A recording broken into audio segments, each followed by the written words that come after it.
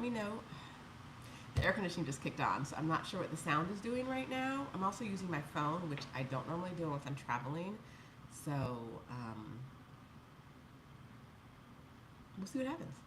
Um, hi, coming to you live from Merida in the Yucatan in Mexico. And I'm sniffly and got a little bit of a sore throat because I went outside. And y'all know what's outside? COVID is outside. So I went outside with 120 or so of my Exodus sisters in Cancun, and COVID. Um, I had it pretty bad. Well, I'm not gonna lie to y'all. I had it pretty bad. Even right now. So I tested positive 7 days ago. So I should be, up and about. I ate breakfast about 15 minutes ago, and the nausea, just the nausea. I was like, this is, I can't even eat. And y'all know how I feel about eating. I can't even eat.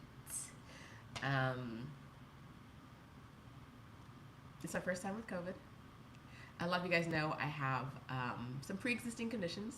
I have some autoimmune issues. So my immune system doesn't do what immune systems are meant to do. My immune system pretty much attacks my own body in a few different ways. And so I don't know if that's why my symptoms, every time I talk to someone who had COVID from the same event, they were like, but it's fine. Like, I just feel like I got a little bit of a cold. And I'm like, I'm literally shivering. I was like, at one point I was in my room and I was shaking. I had on pants, like leggings, and a top, a bathrobe. I was under I had the heat up to 80. I was under the hotel thick duvet cover, and I had them bring me another blanket to put on top of that. And I was under that, shivering and shaking. So, no, it did not. Everybody else was like, it's fine, it's great. Okay, so did my sound just get low? Y'all are telling me my sound is low, because I haven't changed anything or touched anything. So did the sound just get low, or has the sound always been low? Because I'm using a microphone. The same one I used when I was in New York and the sound was bad. Maybe I can move it closer. I was trying not to pin it on me, because then it's like, boop, boop, microphone. But maybe we boop, boop, microphone today. Okay.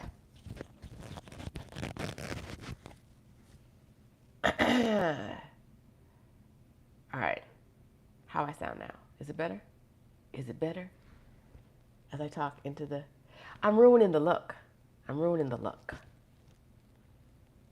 But there's the microphone now. That's the best we can do. All right. Okay, Anita says it's better, so we move.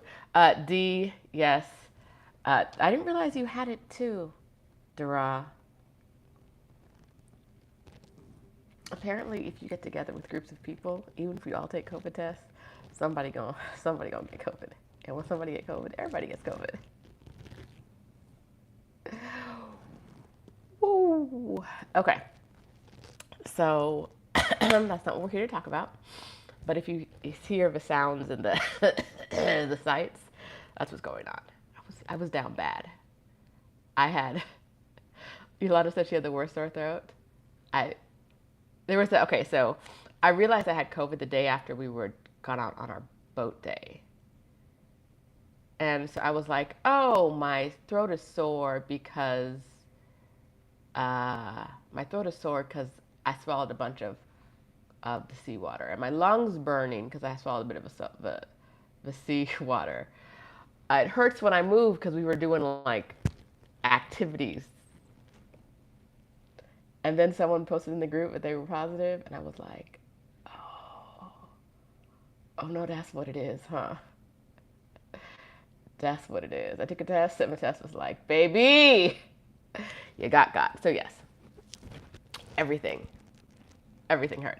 And he said we were dancing up a storm. Everything. I was like, oh, a muscle ache is just because, you know, if y'all were there, we got lost at sea a little bit. We didn't get lost at sea, but we got lost at sea. So if you were there, you know what I'm talking about. We got lost at sea. Um,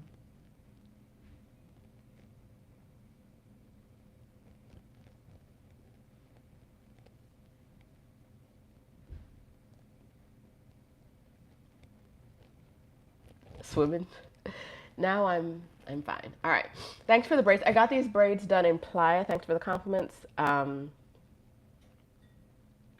got the braids done in Playa from Sophia, who did my braids the last time.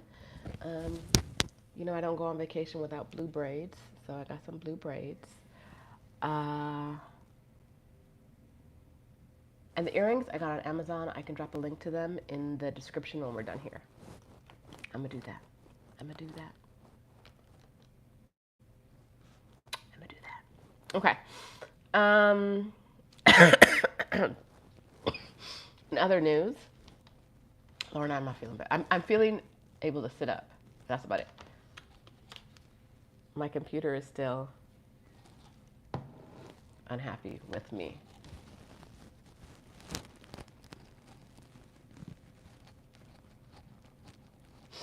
Wendy, we didn't get lost at sea. It's kind of an inside joke. Our uh, our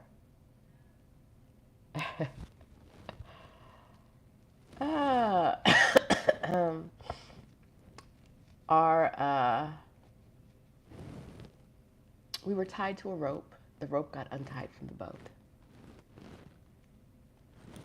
Everybody came back. Everybody came back. Hey, Monica, Adelina. Everybody came back. It was fine. We were just in the ocean like, we're supposed to be attached to that boat. What happened to the rope? And it didn't. But no, we weren't actually lost. The crew quickly came to get us. Auntie Lou, I don't even think it's worth a computer.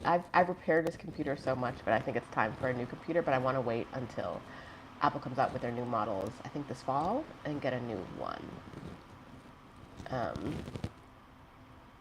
Okay, so today we're talking about things to consider before you move abroad. So for the people, this always happens. Every time someone who's not part of the fam shows up, they want to watch the video, and they start watching. They're dumb. I'm going to tell you why I think they're dumb. If this is you, you're stupid. You see a video. It says it's 2 hours long. And then you get mad that you chose to watch a 2-hour video. I didn't get directly to the point. There's going to be somebody in the comments like, you talk too much. Get to the point. Why would you? It's annoying. It's a 2-hour video. And you chose to watch a 2-hour video about a 10-minute topic. Talking about I talk too much. That's on you. You should have known when you sat down to watch a 2-hour video, it was going to be some talking about some nonsense. Adelia said I started by calling people stupid. Oh, Auntie Lucy, my braids are rubbing against the mic. Okay. Adelia said I started by calling people stupid. Yes. Yes. Yes. They stupid. You don't know me. You don't know what these lives are. And you show up to watch a 2-hour video and you want point after point after point after point after point for 2 hours? Who doing that? For free. We're not doing that. We're not doing that. Auntie Lou got all kind of mic requests. All kind of mic requests, Auntie Lou. All right, we'll see if that works better now. I don't know if it was my braids rubbing against or just the top popped off. Let's see if that helps. This is going to sound weird, I think. They show up mad. Yes, Simone Gile, this ain't for them. It ain't for you. Why didn't you just get to the point? Why didn't you just fast forward? Why didn't you just watch a different video? Why did you You chose to watch a 2-hour video and then comment about how you ain't like it?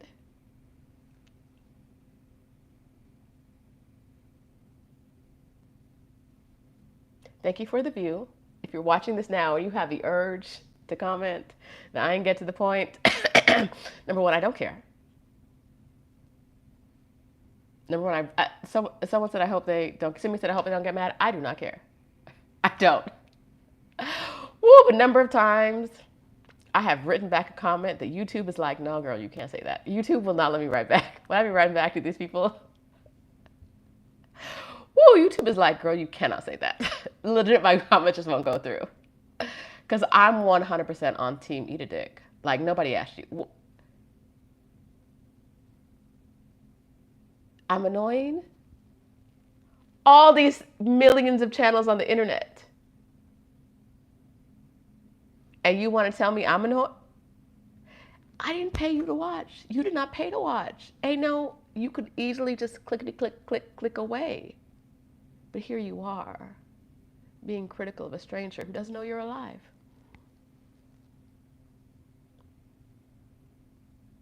I don't know you're alive. My regulars, like y'all, I know you're here. I know you're here for me. I get it. These strangers tell me what they don't like. You should do this differently. You should do that differently. You're not a real person to me. I did not know you were a person with this screen name, because I still don't know your name, until a solid 30 seconds ago. Why do you... Nobody asked you. The nomad capitalist, Andrew, what's his name? He says, what? Go to where you're appreciated? Right? That's it, right? I think that's it. Go to where you're appreciated.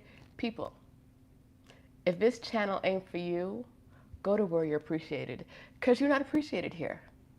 You're not. You're not valued here. I don't know you. They don't know you. We don't know you exist. I promise. Go to where you're treated best. It ain't here because I'm going to tell you to eat a dick. I'm going to tell you to go. That's like the nicest one I have. Truly, that's the nicest one I have. I try to come on here on Sundays and be nice to people.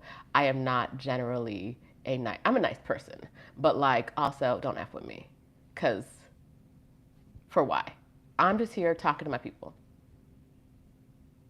I'm here talking to my people. If it ain't for you, it ain't for you. I don't come on your channel with one subscriber talking shit because nobody cares. Nobody cares. Okay, I think that's enough. It's been 13 minutes of chilling. All right.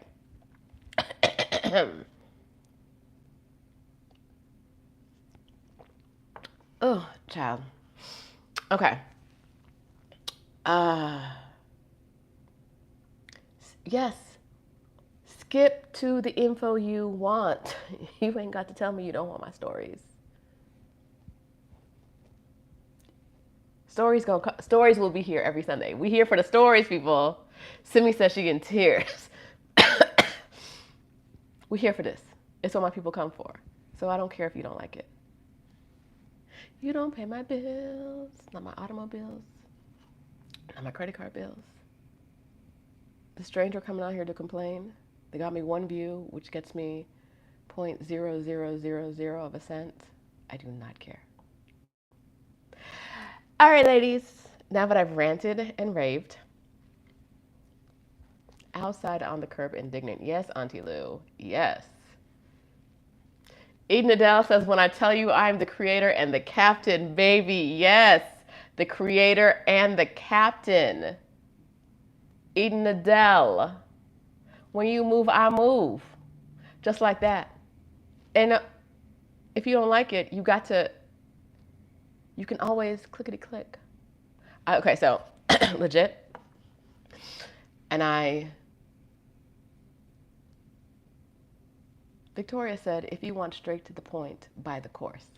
Phrases, a word. If you don't want randomness and ridiculousness, pay me money. I be on these one-on-ones like, let's talk about what you need and what I can do for you. And I be here on these Sunday mornings like, let's talk about some bullshit. Because I can. Good morning, y'all. All right. I have legit never left a negative comment on YouTube. In all the years that I've been on YouTube, I have legit never left a negative comment. I have given some things a thumbs down, but only when it's like wild, crazy shit where you're like, that don't even make sense. That don't, why would you say that? But usually I just clickety clack away. I hit that X in the corner if it's not for me. The X is right there. Hit the X, baby. Hit the X. Move on to another video. YouTube has, you watching one video, YouTube is suggesting 30 other videos just like it. Hit another video just like it. And let's move on.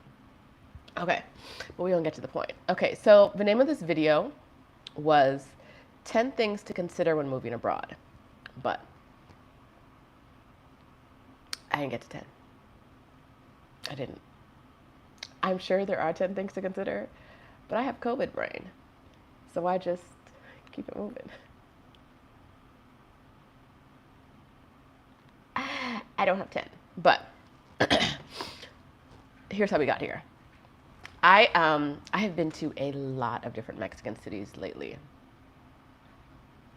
A lot. Adelia's had me in these streets. So I'm in Merida, Mexico now. Oh yes, don't forget to hit the like button. Glass half full, thank you. See, we're family out here. We're family. Don't forget to hit that like button, babies. All right. I'm in Merida now because my mom wants to move to Merida. For the people asking how she was doing, she's fine. She acting like nothing ever happened to her. She was positive on paper and negative in real life. She's like, no, I just, there's a little bit of itchy, just a little bit of cough. It's just a little bit of cough. And I'm like, I'm legit, up to yesterday, we were out, so I quarantined for 5 days. But up to yesterday, we were out somewhere and she was like, you're just dripping in sweat. And I'm like, because I feel like I'm still dying a little bit. And she's like, you don't look, the other day she said, you really don't look good. I don't have the play coronavirus. I have the for real on my back. Might don't make it. Where's the doctor? Coronavirus. And she's like, oh no, you don't look good. I said, oh, well, I don't feel good. So what are we doing? So yes, people who asked, I forgot to answer that earlier. She's doing fine. I tested positive and she tested negative. And then later on we were like, just do another test just in case. And she tested positive on that test and has not let it slow her down because the streets need her. I mean, she isolated, but like,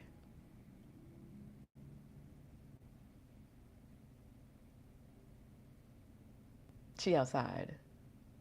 And meanwhile, I'm like, I'm in the hotel room. So yes, I'm in Merida. I have been here since Wednesday.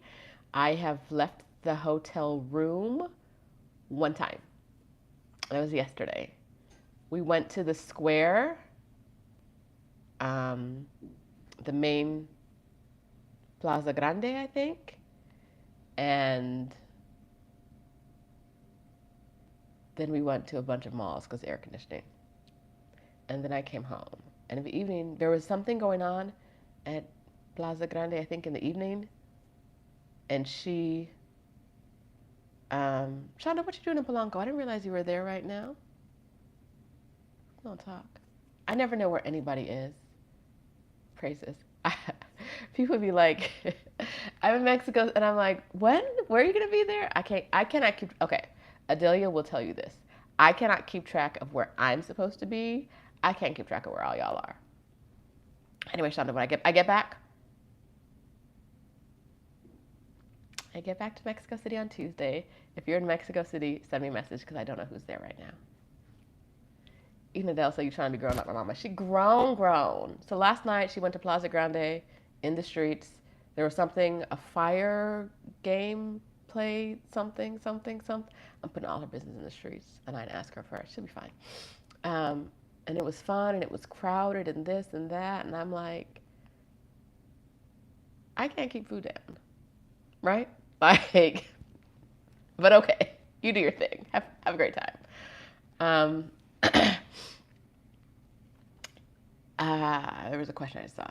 Oh, how do I like Merida? I've left the hotel once. I don't have a good take on it yet. I've seen 3 malls, long story, and I have seen the Grand Plaza in Centro, and I don't know anything else. So I don't feel like this visit has given it a fair shake. I'm going to go out tomorrow, and I'm going to go out before I leave on Tuesday. So hopefully I'll see some more. Asia Arrow acting like she don't know me and can't give me any, come to the this and to do this. She knows I'm sick. She's probably trying to avoid me, but she not telling me the what's to do's. And so if I don't leave my hotel in Merida, we know Asia Arrow is to blame. Hey, girl. Hey, hey. Hey, hey. Okay. Okay, so La Isla is the one.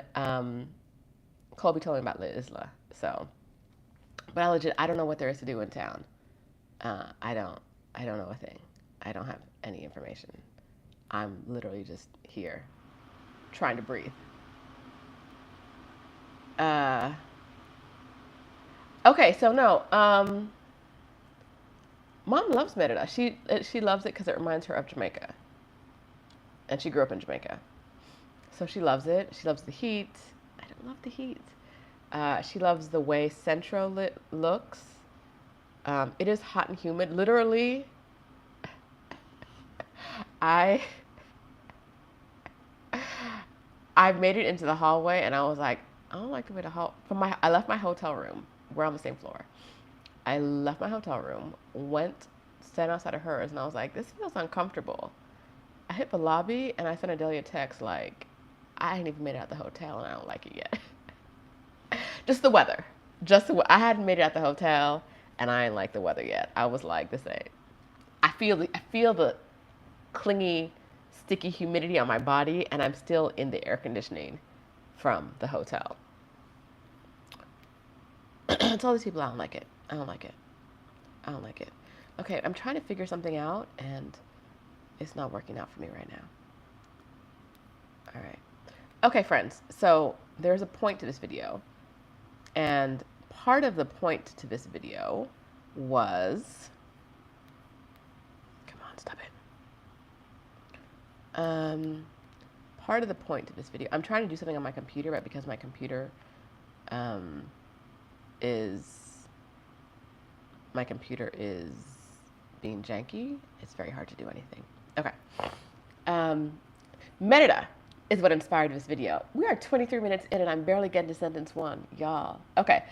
But y'all talking about residency appointments and stuff and getting me distracted. Asia said I had nothing to do in Merida, which is why she was in Mexico City. Woo! Alicia says this is her new life. She can't do the Houston heat anymore. Yes, Mexico City. But we are not here to talk about that. We are not here to talk about that. We are not here to talk about why Mexico City is the best city to live in Mexico. Or one might say the world. We're not here to talk about that today. We're here to talk about something else. Being in Merida reminded me of what I want in certain cities and what I don't want. And so I wanted to talk about that today. And I wanted to, you guys to chime in and tell me the things that you look for that are important to you, because there are a lot of, I'm going to call them intangibles that like you don't know to look for until you look for it, and then you're like, oh, this wasn't what I wanted. Okay, so child, this computer is so janky. Who would like to send me $4,000 for a new Apple laptop, a new MacBook? Who? I would like that. I would like that very much. Who? I'm not hearing a who. Horton does not hear a who. Eden Adele, I'm going to tell you that Mexico City is better than any other city. Should you trust me? Probably not. Should you do your own research? Yes. But okay, so I've been in Oaxaca. I've been in lately, in the past 60 days, Oaxaca, Puebla, Tepoztlan, Cancun, Playa del Carmen, Merida, and of course Mexico City, and probably something else I'm forgetting, but whatevs. And I want to tell you that Mexico City is, while I think it's the best one, that's not the point. The point is there are things that I've realized I really don't like, and I'm telling y'all. Okay, first thing that Merida reminded me of is I went to Centro. And I've been to San Miguel the last probably 90 days. I went to Centro, and people are trying to give me cards and tell me to come into their restaurant and asking me to come into their store in English. I'm literally just walking down the street, and you're like, here, this restaurant is so good. And oh, come into my store. Look at all my...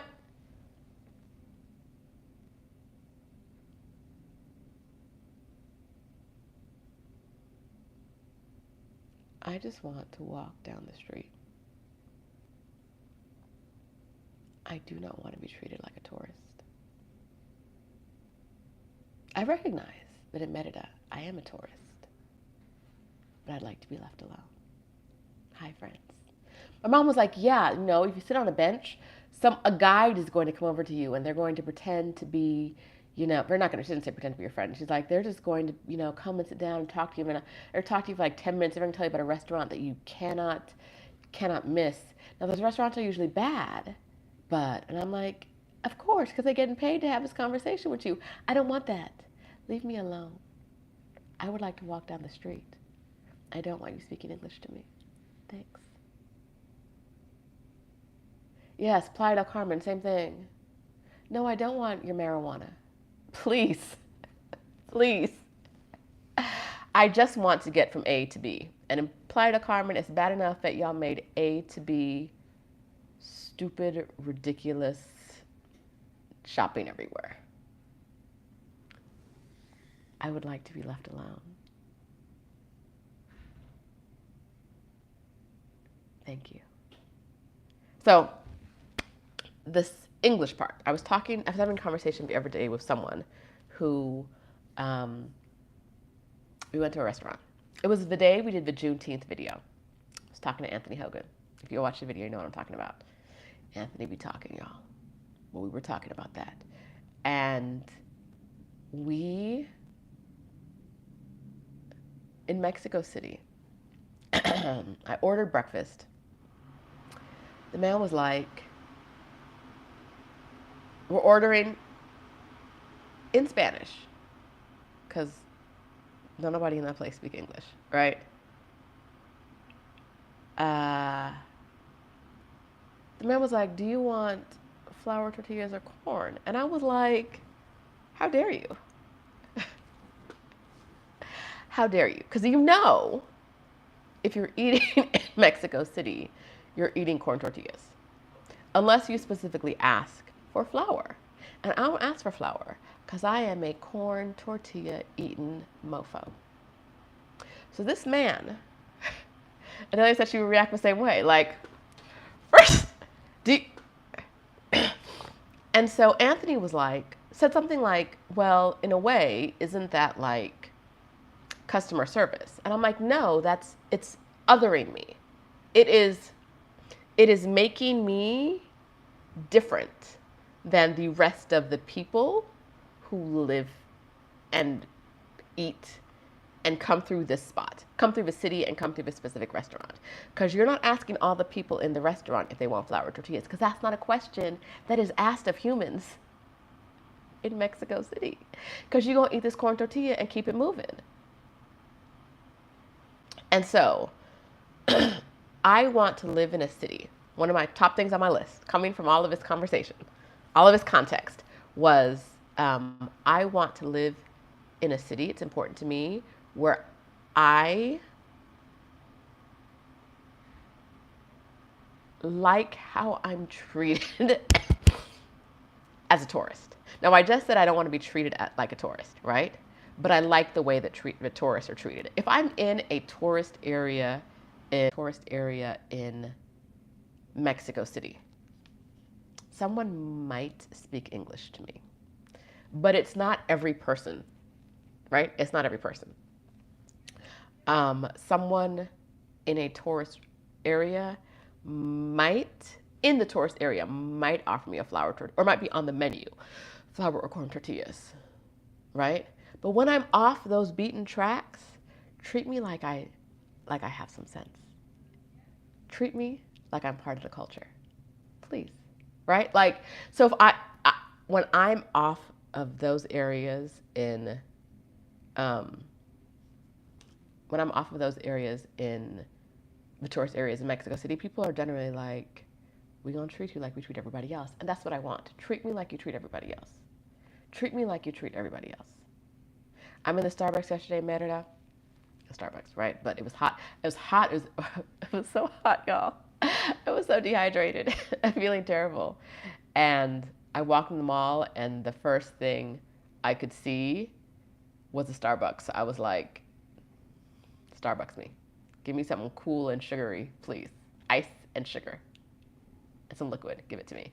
And I'm asking for a question in Spanish, and someone responds in, I'm not doing anything, and y'all saying you're losing the audio. Hello. In or out? Okay, I'm going to unplug the microphone, and we're going to see how it does without the microphone, because I'm not doing anything. I'm just moving, and I'm dramatic. Hold on. We're going to unplug the mic. All right, how's that sound now?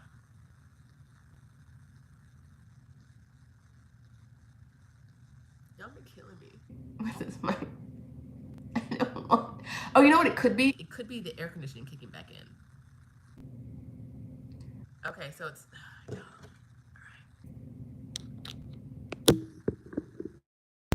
down in a hole. All right, I think it's the air conditioning, so I'm going to turn the air conditioning off. I am wearing pajama shorts, so... Wait a minute.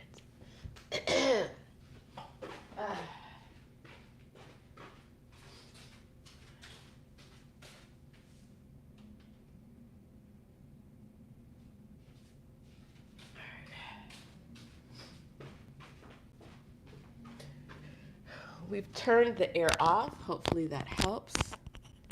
Y'all keep giving me directions. Okay. Sarah doesn't think it's the air. We will see. Y'all killing me slowly about this sound. I usually have a big microphone at home. I did not bring it with me on these travels, so it's a little microphone. Okay. Now, baby, newbie, we're not restarting. We're not doing it. Okay, I'll be off for a little while. We'll be fine. If I need it back on, I'll turn it on. Okay, so this is the sound we got. It's the sound we got. All right now. Okay. Patty says the waist is snatched. I haven't been able to eat in a couple of days, girl. COVID. Yes.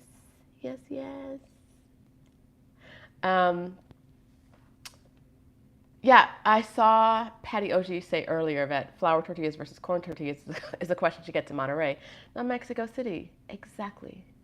Why are you asking me? Why are you othering me? Why are you treating me like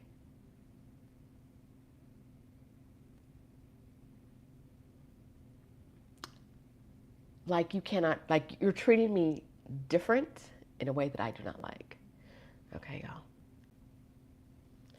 Okay, y'all say it sounds like the mic has a short in it. Where are my earpods? Hold, please. The mic might have a short in it because I haven't taken great care of it. I'm going to see if I can find some AirPods. Hold on. Where would they be? If you were AirPods, where would you be? Okay. I'm tired of y'all. Some of y'all saying it's good. Some of y'all saying it's bad. I don't care anymore. I don't. I can't. I can't. I can't. Okay. We're changing the topic. We're changing the topic from the microphone. We're going back to what we're talking about.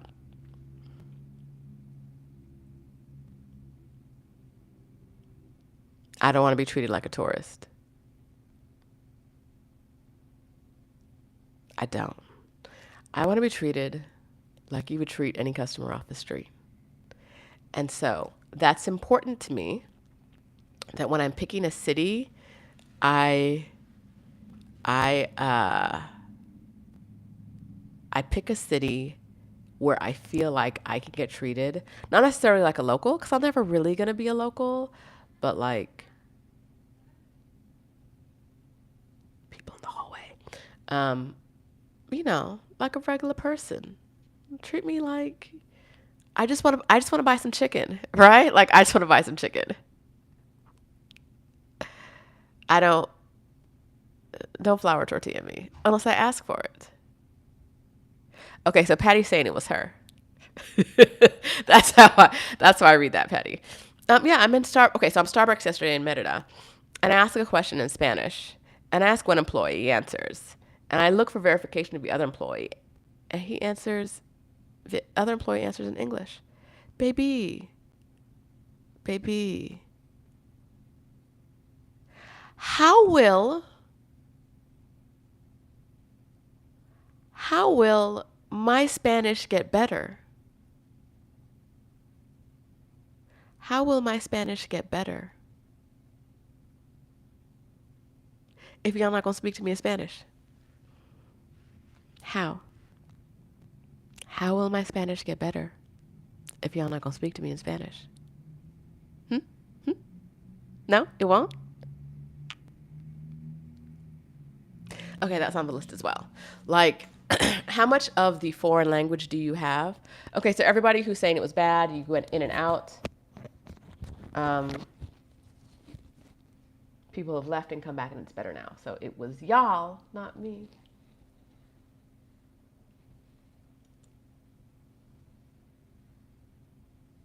It was you. It wasn't me. Okay, you can clearly tell I'm a terrible person when it comes to like breakups and stuff. It was you. It was you. It was not me. It was you. It was always you.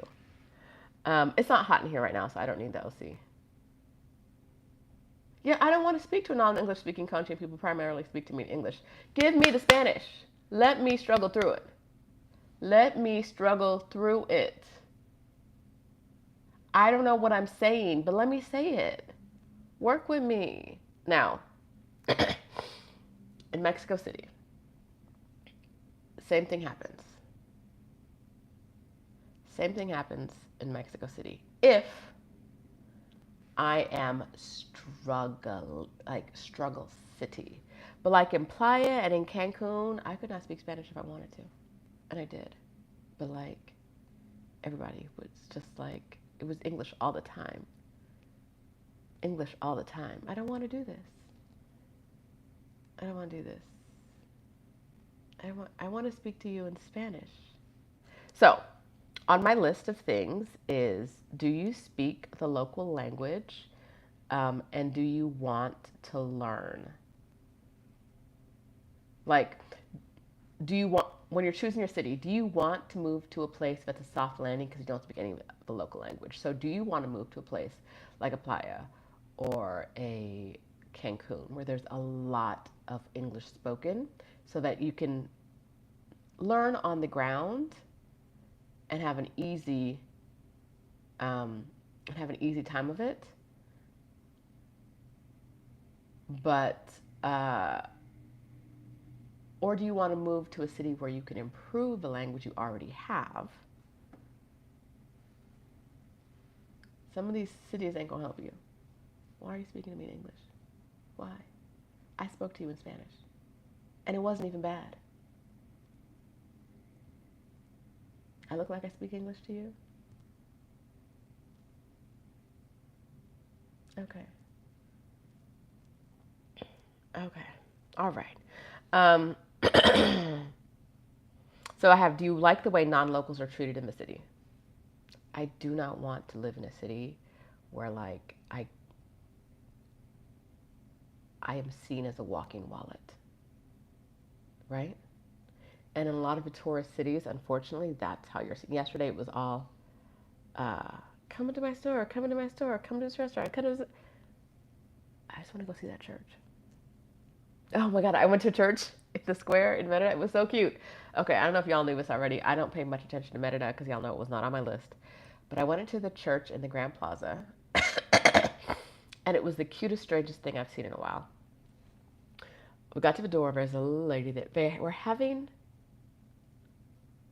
I'm not Catholic, so I'm gonna say mass. It was Saturday morning. Something was going on. There was a man. He was saying the words. There were some people. Mass? I don't. Some kind of service, something, right? Okay, cool. He is doing his thing. I get to cute. There's also a story. I get to the. There's a couple going in ahead of us into the church. There's a woman at the gate. She's giving you hand sanitizer, and she asks the couple ahead of us, "Are you visitors, or you go here?" Right? You go here, or are you visiting? And they said, "We're visitors." And there's a visitor entrance and a attendance entrance, I guess. I walk up to the front. She looks at me. She says, "Visitor, visitante." I didn't get the question. She told me I was a visitor. It also goes back to how you're like. I don't know if a church is small enough that they know all the people, but they didn't know that couple, right? They had to ask the couple, "You go here, or are you visiting?" So the visitor entrance, what I thought was cool. It was another example of like how locals are treated differently than. I'm not gonna say locals are treated differently. That like tourists, you have to like the way tourists are treated to live in a city, but where you're always going to be identified as a tourist, even if you live there, and even if you've lived there for a long time. I could live in Mexico City for 20 years. On site, people are always going to treat me like a tourist. Okay, cool. But what was cute was that the visit, cute. So the you go here entrance was like into the church. You could sit in the pews, whatever. The visitor side was a walled off. You could not get to a pew. You could not do nothing but walk through the side of a church all the way to the exit. You walked in the front entrance, and you could walk up and walk out, and that was it. You just walk. It was like, you're not chilling, you visitor? You don't go here? You're not gonna be wandering through and taking photos and stuff. You're not gonna be doing nothing but walking your butt from the front to the side.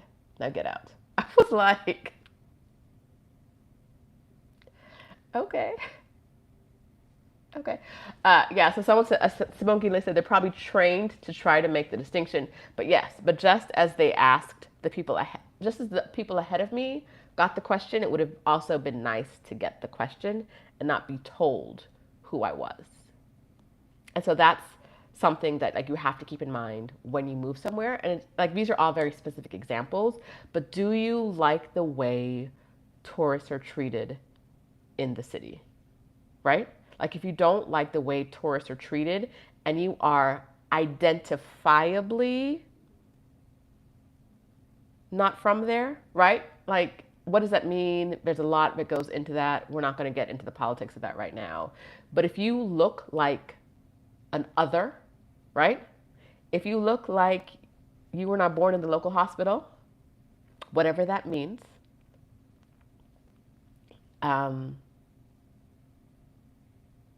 then you have to like how the tourists are treated. Okay, so I've been in churches. So Nubinet says that happens in most churches when an event is happening. I've been in a lot of churches where massy things are happening, and I've never had like I don't normally wander through the aisles, right? Like I'm usually like in the back and then out. But I've never seen an actual like the way it was just the way it was roped off. It was literally roped off. Like there you go, that's it. And I've been in a lot of churches. I've never seen that before, while an event was happening. Um, Someone said Valladolid is another city where you feel like a walking wallet. I don't want to feel like that. I don't want to feel like that. Like, it's one thing to know that when I come into your store, I might have some money to spend. But it's another thing that you're sending scouts out to get people who look like me to pull them back into your store. Like, ew. I don't want that. I don't want that. My mom was like, well, you know what? Sit down on the bench and talk to you. You know, you just end up going with, and I'm like, I don't want people sitting down on a bench to talk to me. If I'm sitting on a bench, at a park bench, I would like to be left alone. If I have decided that sitting on the park bench is what I need at this moment in my life, it's not because I'm looking for a friend. Thank you. Leave me alone. You're talking to me with the sole hope of getting me to come to some store or restaurant with you? Woo! Yeah, no, that church was real serious about respecting it. It was very interesting. Woo, okay. Um, another thing to consider when you're moving or when you're thinking about moving, if you're single, are you attracted to the local talent? Because if you're not, it can be a hard life. Are you attracted to the people who are from the land? You should not assume that if you are single and you're moving somewhere, there's going to be someone who matches your what you can get when you're at home, right? You might not have the access to the same peoples. So are you attracted to the local talent? If not, I don't know what to tell you. It's hard. It's hard.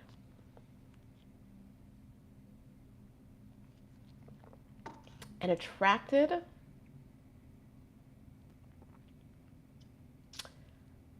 you can't think of just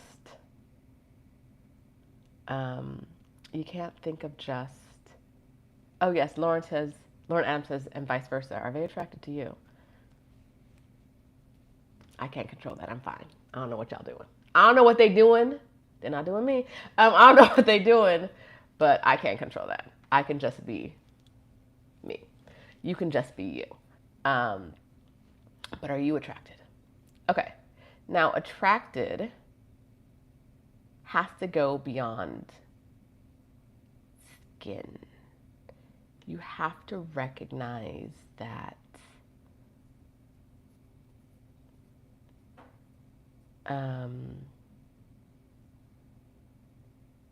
there are similarities around the world that okay. You know, it's a story. Let me just go ahead and tell you a story. So, in Cancun, I met a woman who was moving from Canada to Mexico.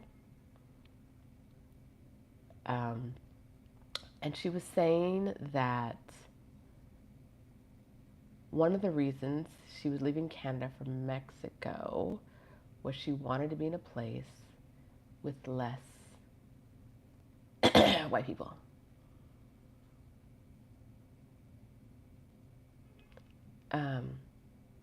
Okay. All right. Lots of people of color moving to move away from white people. No judgment. And I was like, okay, but you have to know that moving to Mexico, there are a lot of whitesicans, which is a term for white Mexicans, right? I was like, you have to know that there are a lot of them. And she was like, but that's okay because that's what I'm attracted to. Wait. Since if you're watching this, we had this conversation already, so this is not come as a surprise. But you can't try to get away from white people in Canada. and then think that white Mexicans are going to be different. I mean, you can, but I'm here to tell you, it's not. It's not. It's not. I was like, no. You're attracted. You're more attracted to the white presenting Mexicans.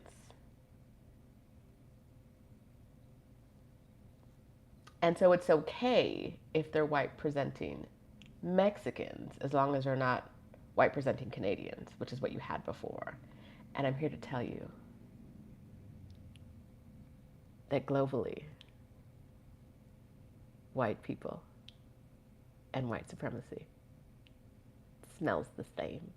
It smells the same everywhere you go. Hi. Someone's going to report this video because I said all this, but who cares? It smells the same. It does. The reasons you don't like white Canadians are going to show up in white Mexicans. You're not getting away from that.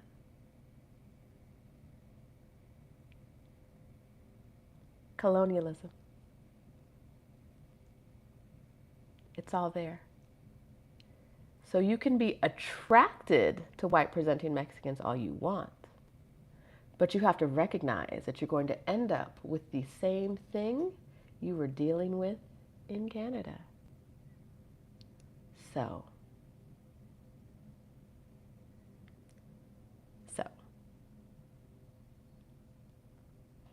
you have to know that you're attracted to the local people.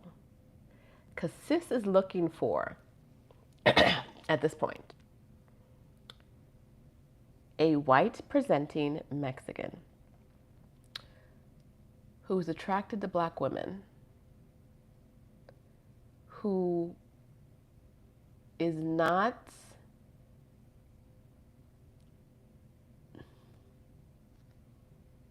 upholding white supremacy, it's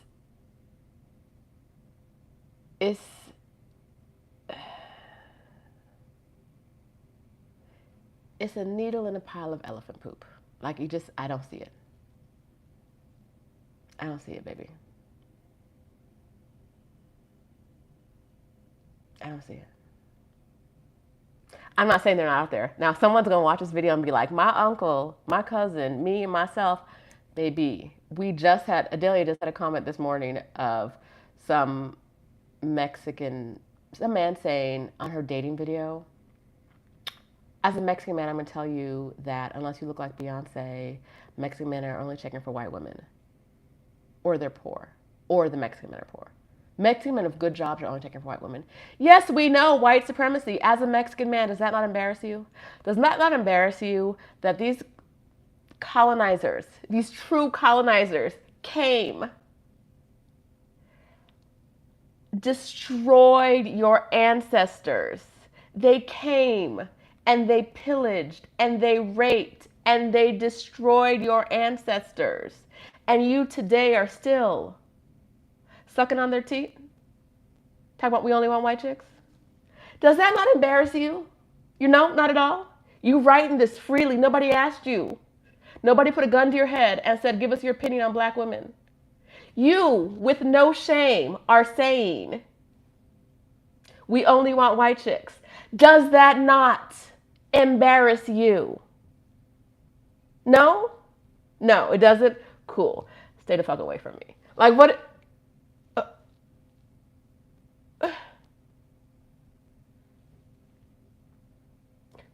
The man said, we only want white chicks. And I was like, that's the fact that you can say that as a descendant of and product of a vile and violent colonization, and not say, like, there's no point in you. It's like, it's kind of problematic. Like, white supremacy came over and I'm still here. I'm still here, just holding it up. No, I don't embarrass. Child, couldn't be me. And someone said something about black men. That's them. The ones that say they only want white chicks, that should embarrass them too, right? But I can't do anything with that. I'm not writing in on people's comments. I am not walking around on YouTube talking about, you should know we only want white chicks. You should have some pride. There should be a point in your life, like you don't even want people who look more like your mothers and your sisters. You only want white chicks. Good for you. Good for you. You have no pride, no shame, no nothing. Just a skin bag holding on to whatever white supremacy will give you. Cheers. Child, anyhow, I don't know how we got on this random rant today. Today is the most random video. I'm gonna blame COVID. We may need to take this down because COVID got me talking. Okay. Are you attracted to the local talent? Because if you're not, yeah, maybe they can only feel superior with a white woman. I don't know. It's not my business. It's not my business. But what I know is that if I was that brainwashed by white supremacy, I might take a nap and not just be out here commenting on people's videos. Just out here just randomly. Nobody asked. Nobody said, sir, what do you think? There was no microphone in the street. Sir, what do you think? It was not a what do you think moment. He randomly decided he needed to tell black women that Mexican men with good jobs are only checking for white chicks.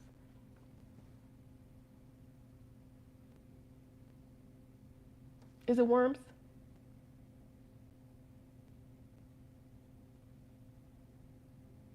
Is it worms? Is that what's going on?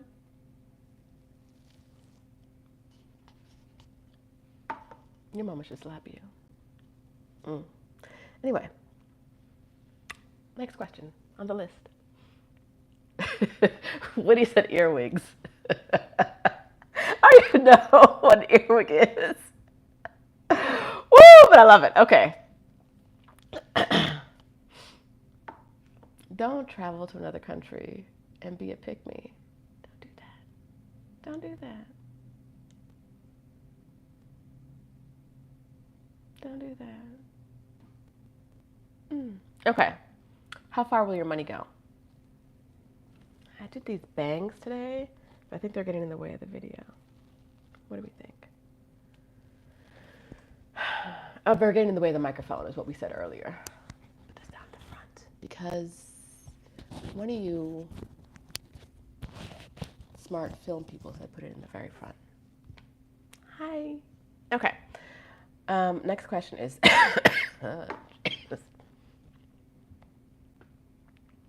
how far will your money go? Okay. But y'all know me. And money is important, but money's not the only thing. And money means different things to different people.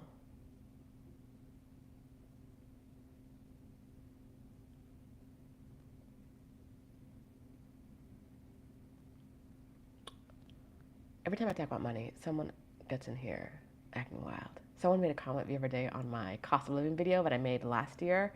I think my cost of living at that point was about $2,500 a month. And some black woman was like, you're so annoying. You're coming on here talking about all the extravagant things you need in your lifestyle and blah, blah, blah. And some people are just starting over. And why would you make this video? I'm like, extravagant things like security?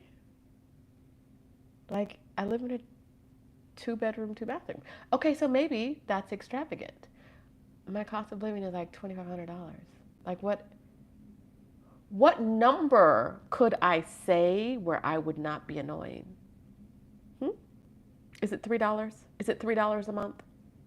What is the number that I could say I spend on myself a month that would not annoy, that you would not feel the need to tell me that I'm annoying for bragging about all the extravagant things I need.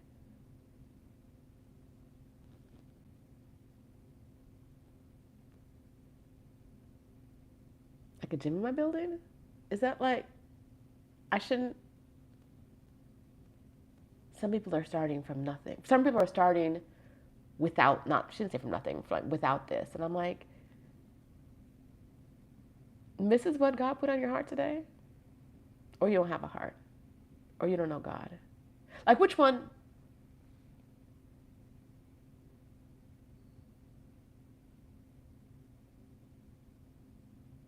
If I had said my living expenses were $17,000 a month, I could see you being like, this is not relatable at all. But $2,500?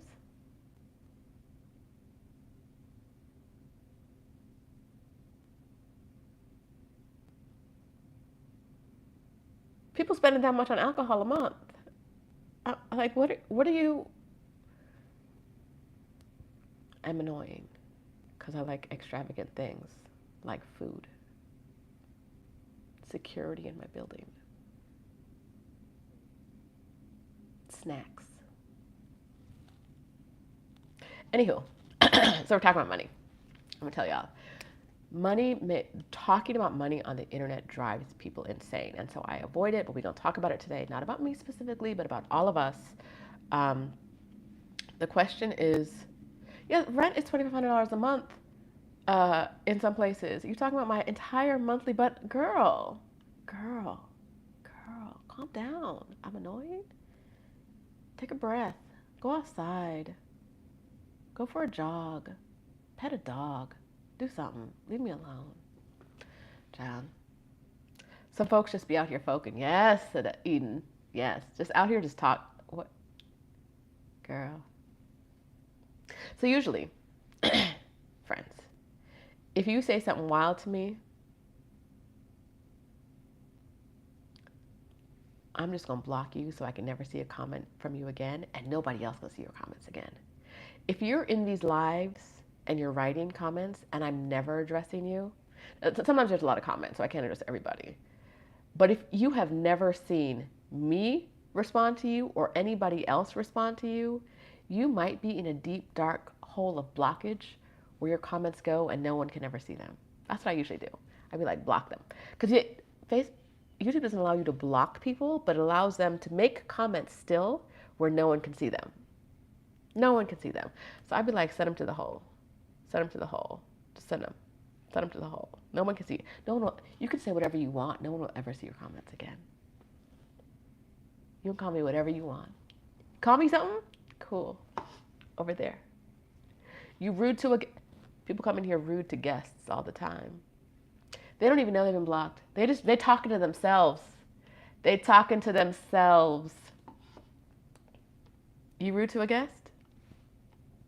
Talking to yourself for life. I don't even know. I can't even see the comments. I don't even know a way to see the comments you're making once you're in that hole. They go. They go. And I don't know. And so these people still be out here talking. Yeah, JG, blocked, but it's an illusion. Like, I don't know. Bye, y'all. If you've been commenting for months and no one has ever responded to you, there's a chance you should think back about something you said to me.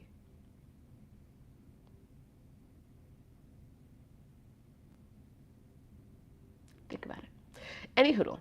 So we're talking about money. So it's not, the question is like, how far will your money go? Not can you afford to live in the country or the city? Can you afford the lifestyle you want? Because most people, when they move, we have these grand plans of like low budget. Oh, we gonna spend like 13 cents a month. It's gonna be grand. Moving to this cheaper country, we spending nothing. But you know, things are cheap. So we'd be like, ow, this mango is only 20 cents? Buy 3, right? And like, all of a sudden your 13-cent budget is now like $13,000. Stephanie says spa time all the time. Yes.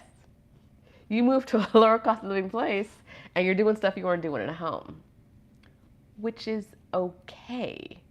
If that's the lifestyle you want to live and the lifestyle you can afford to live. But if your budget is hating on people online, like if that's the budget level you're at, you got to keep that hating on people online energy when you move abroad, right? If you have a $500 budget,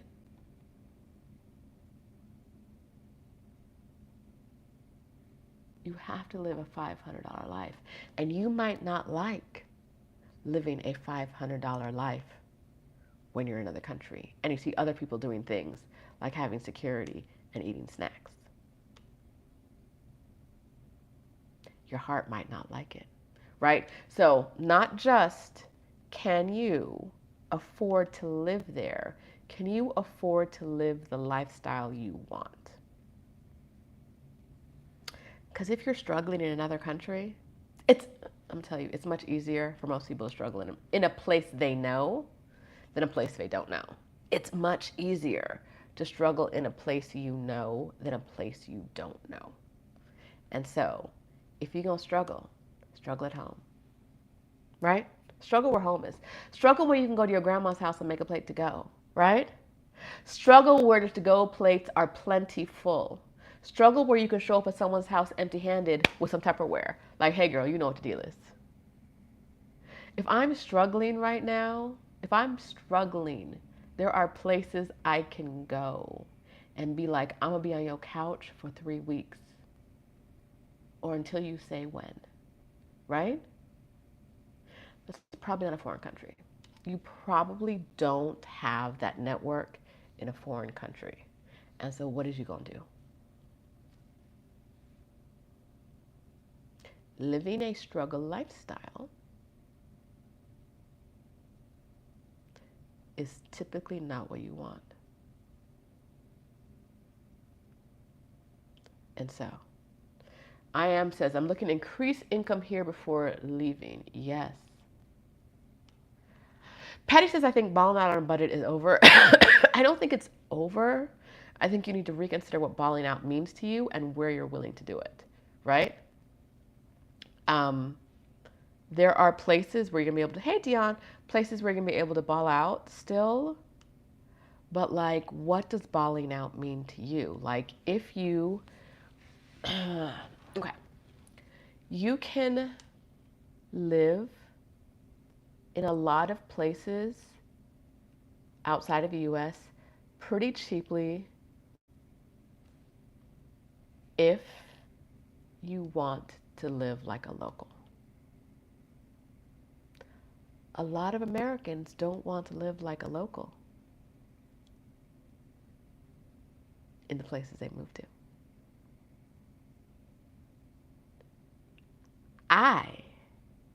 Now that means different things, right? Because of course, like everywhere you go, living like a local could mean living, all marble floors, or it could mean dirt floors, right? In the same country, right? I remember being in India once, and our hotel was stunning. Our hotel marble everywhere, stunning, stunning, stunning. All the private residences in the area were like gorgeous mansions. Were on the beach. It was lovely. And there were homeless people across the street who like claimed their square of sidewalk, right? And so when I say living like a local, do I mean the unhoused person who does not have a roof but has this cardboard and this square of it? They are actually like I saw like one of the most memorable parts of that trip was seeing a kid sitting on the ground doing their homework while their mother like swept their square, right? Like they are doing homework like a baby, or like not a baby, because like maybe like 4 or 5 something. They're like got a pen and something, they're doing stuff, and the mama is sweeping their square of sidewalk.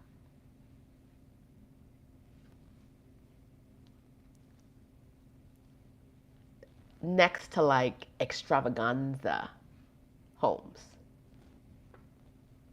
And so, live like a local means different things to different people. It's going to mean different things in everyone's mind.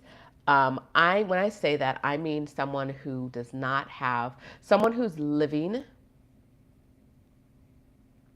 at like the median income in the country, right? So like if you're living at the like minimum wage in Mexico City, we've told you guys before, but Fidelia and I have said it, it's about $8 a day, right? So that is, who's gonna do math? $240 a month if you work every day. If you work 6 days a week, which is generally what happens a lot here, times 4, it's 24 times 8. I am not doing that math. We still gonna stick to 240 days, $240 a month, and subtract some of those. What? So it's, so $240 a month. Can you live like that? Do you want to live like that on $200 a month? Probably not. Probably not.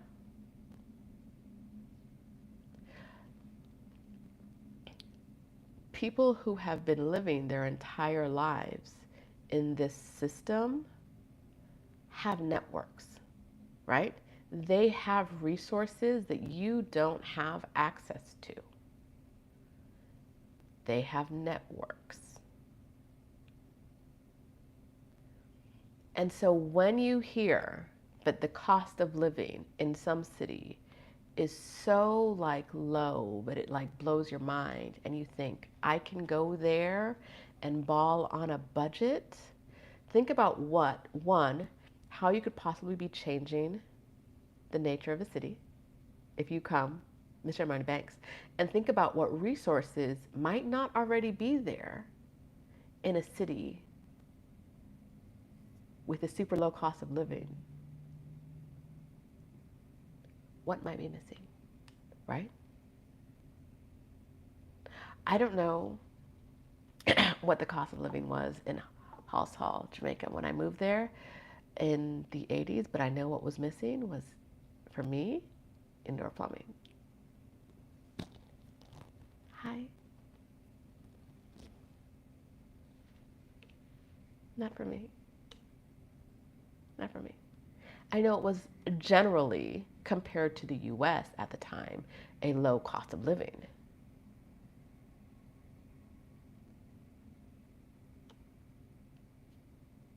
Not for me.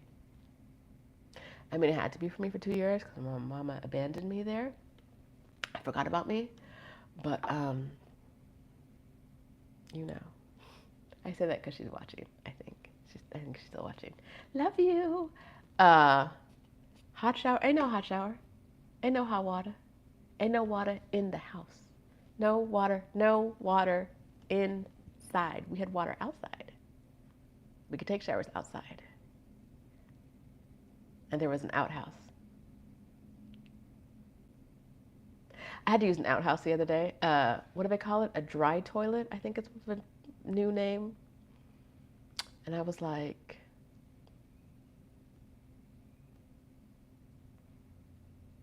I'm displeased. I'm displeased. I am displeased with this dry toilet situation because I did not know it was going to happen. I did not know when I set off on this adventure that I would end up here. And yet here I am. But you know, I survived. It was one time. All right. All right. Can your money get you the lifestyle you want? Compost toilet. Yes, Mary Dean. Y'all be knowing stuff. Child.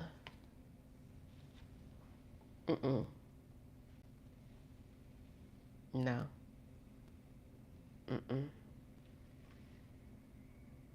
Okay, Auntie Lou says, I'm in NYC. I'll actually gain perks by leaving and be healthier with more hobbies. Oh, that was the other thing that's on my list. I'm getting snotty. Can you easily do the things you like? Right? Like you shouldn't expect your new city to be just like your old city, but are there things that you like to do that you can still easily do here? Or are those things hard to find, right? Like, if you like to hike and move, and you live near hiking trails, and you move to a place where you have to drive 4 or 5 hours to go hiking, is the cost of living worth it to you? Like, if it's a lower cost of living, is that worth it to you to not be able to do the things you like to do, right? I saw people here in the comments asking about beaches. If you love the beach, does it make sense to move to a place that is 3 hours away because it has other things that are worth it to you? Or are you like, no,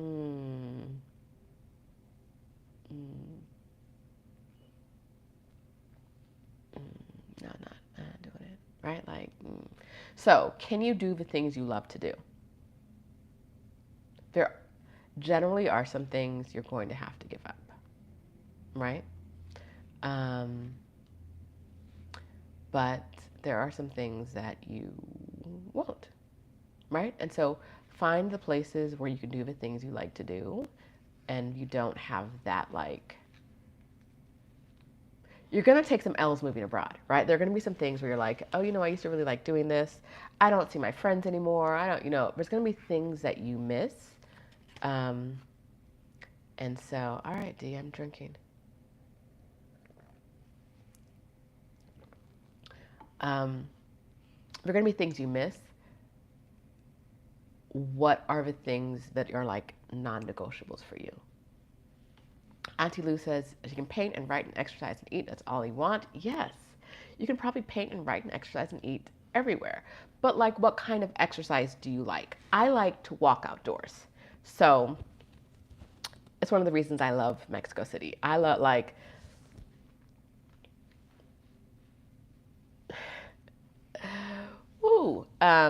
I don't see Adelia.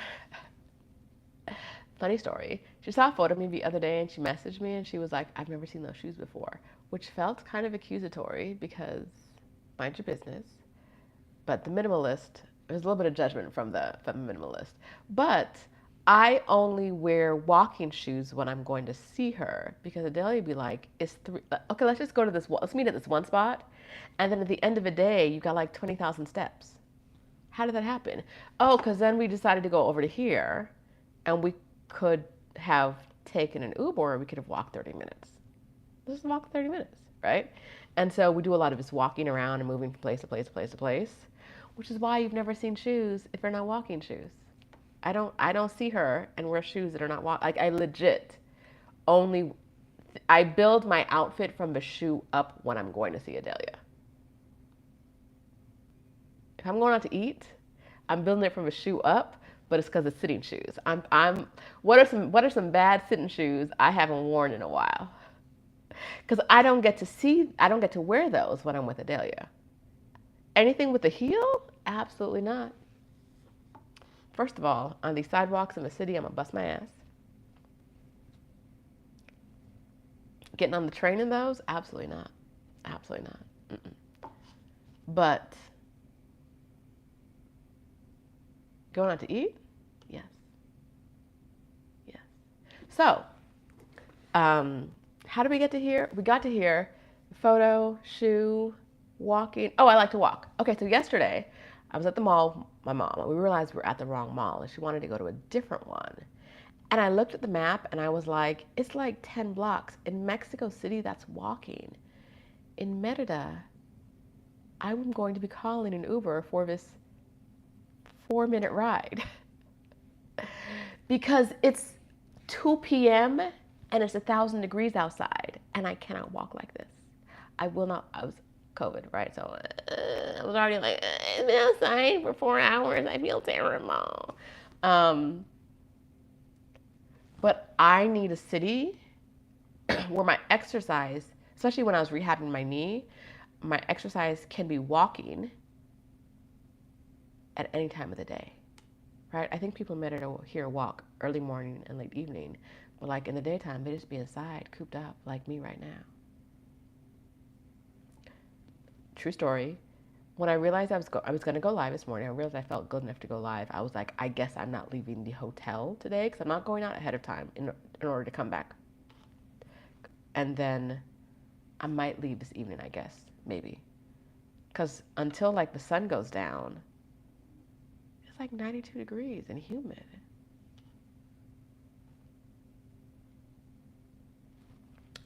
I will not lie. The weather is not as hellacious as I thought it was going to be. I still don't like it. Mama loves it. She's like, ooh, the heat on my skin, it feels so good. Ooh, the heat on my skin. Ooh, the humidity. Ooh, the glare. And I'm like, I can't breathe. Oh my God, I'm not. Oh God. Yeah, Greta, I need to be able to walk in the day and rehab and get some cool breeze and stuff. Ain't no cool breezes, no shade here. Where's the shade? Where is it? Patty, where'd you get a sunburn? Where'd it happen? Hey, Tracy. Everybody love my mama. Everybody just love my mama. How is San Miguel compared to Mexico City? That is like asking, how is Tucson compared to LA? Like there's no, not even Tucson, maybe Santa Fe. I don't know. I don't know my Southwest cities. There's no, I love San Miguel. I love Mexico City. There's no comparison. One is a major metropolitan and the other is like a cute town, right? Sedona. It's Sedona and LA. That's what it is. Sedona and LA. You can't compare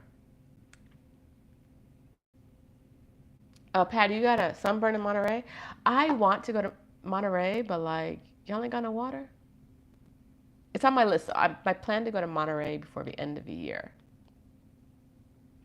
Y'all ain't got no water though? What's up? What's up?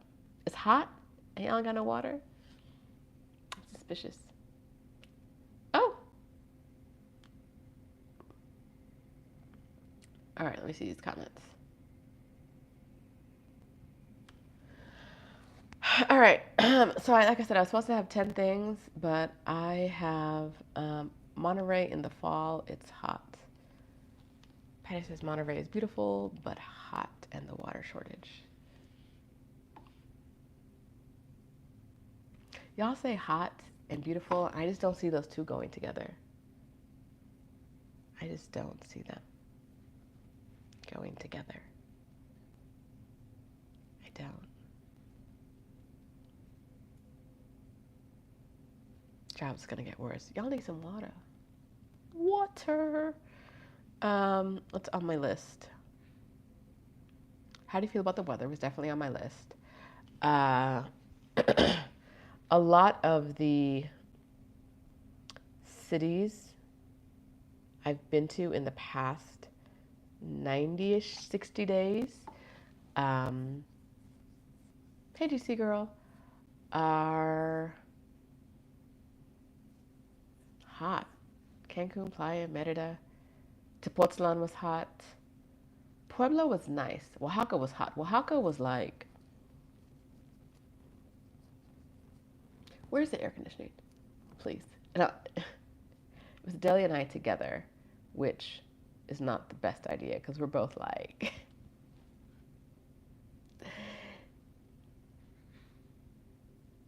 air conditioning, please. We're both very much like, at the same time, we'll both be like, what if we didn't walk around and explore and just went up there and had a cocktail? What if? That seemed like a good idea. I think they have air conditioning up there. There's fans. I see the fans. Let's do that. Oaxaca was really hot. Would I live somewhere else besides Mexico City? Yes. I don't know if I'd live anywhere. I haven't found anywhere else in Mexico that I would live other than Mexico City. I did not know I was a city girl until I moved to Mexico City. And then being in Mexico City, I'm like, how do people live in these other towns? How? They're lovely places. I totally understand. Like, my mom wants to live in Merida because she wants places to grow fruit. She wants fruit trees in her backyard. And that's really hard to do in Mexico City. I get it. I get it. I'll never have fruit trees.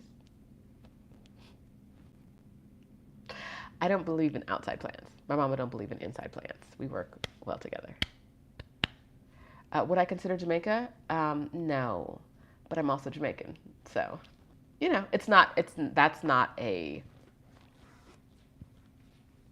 that is a question that comes with a lot of history and baggage for me. And so the answer currently is no. Something could change, but no. No. Mm-mm. Mm-mm. All right. So what else? I know you guys had a lot of things that you were listing about what you were looking for. Gigi says she's Jamaican. They are Jamaican and may say the same. Dion said, Dion, it's not Jamaica's fault. I did not have the best experience in Jamaica.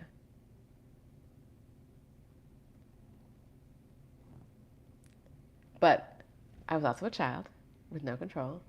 I lived with insane people. And as an adult, I think it would be a completely different experience. It's just not one that I want. All right. So what else are we looking for when we're moving abroad? I'm trying to get back to the comments. We've been talking a lot. Okay, we talked about dating briefly in the abstract, money, weather, things you like, language proficiency, which I really think is so important. Like, you have to know if you want that easy landing, the easy, okay, I've learned everything I need to know. I don't need to know a lot of language to be here, or whether you need somebody's got to boot me into gear. Hey, if you haven't subscribed already, subscribe. If you haven't liked this video yet, like the video. Press the little thumbs up button. Give it a thumbs up. Or you know what? Give it a thumbs down, but give it something, dang it. Give it something. A thumbs up, a thumbs down. Tell us how you feel. Tell me how you feel. Come on. Subscribe. Give it a vote. Have a strong opinion.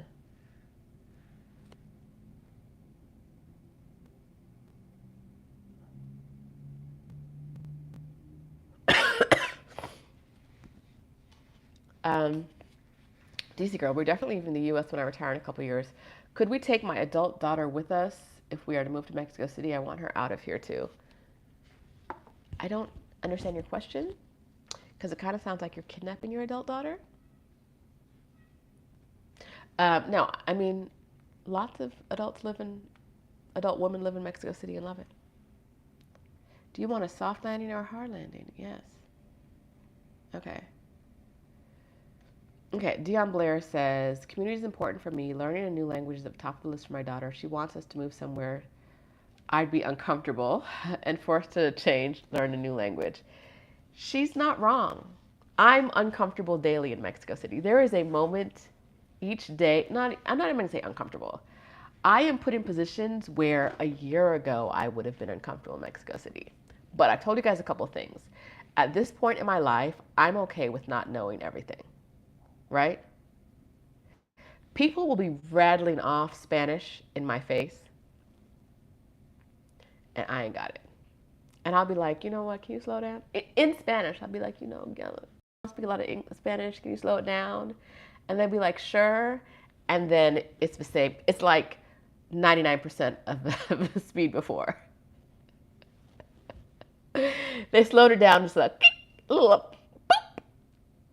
And it's, if at all, and it's rattling off again. And I've decided it's okay. I don't need to know everything. I don't need to know everything that people are saying. It's okay. It's all right.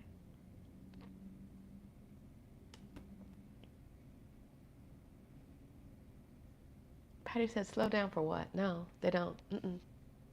And I'm like, if I don't understand you, and I don't think this is a life or death situation, I'm okay not understanding you. It's fine. If you're not telling me to watch out because there's a hole in the street and I'm going to fall into it and lose a limb, I'm okay.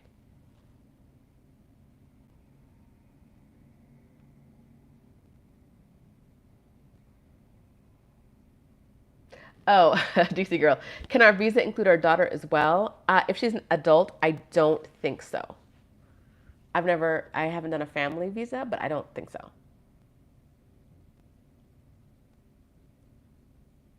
Yeah, if I don't understand you in your country, that's my problem. It's not even that. I just don't find it a problem anymore. It's not a problem. If I don't understand you, it's okay. I'm gonna try my best. I'm gonna ask some questions. But if I don't understand you, I don't understand you. I don't. It's okay. I'm gonna give you the dumb look. It is what it is. Uh huh. Oh no. Uh huh. Okay. All right. Bye. Bye. Okay. I know. It's not a problem. Like a year ago, 2 years ago, that'd be a problem for me. Now I'm like, I just don't. Is there anyone here who speaks better Spanish than me? When we were in Puebla, we're in this tunnel underground, and I couldn't understand anything the lady was saying. And um,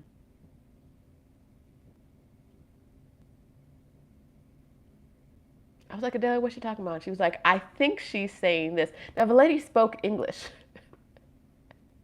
She didn't. She didn't get. She didn't let us know until about halfway through the tour, but she said something in perfect English, and we were both like, "We've been struggling with the Spanish, and you know we've been struggling because I keep saying, do you?" We keep saying like, "Did you get that? Did you get that?" And then halfway through the tour, she gave us something beautifully in English, and I was like, "I'm not even mad at this. I see you. I see what you're doing. I'm not mad, but I'm also not like, I don't need to know every single word about this tunnel under Puebla. I don't. I learned enough. Nobody really knows the reason it was built. There are three possible reasons, and I understood one and two, but not three. Okay, it's fine. It's fine. It's cool.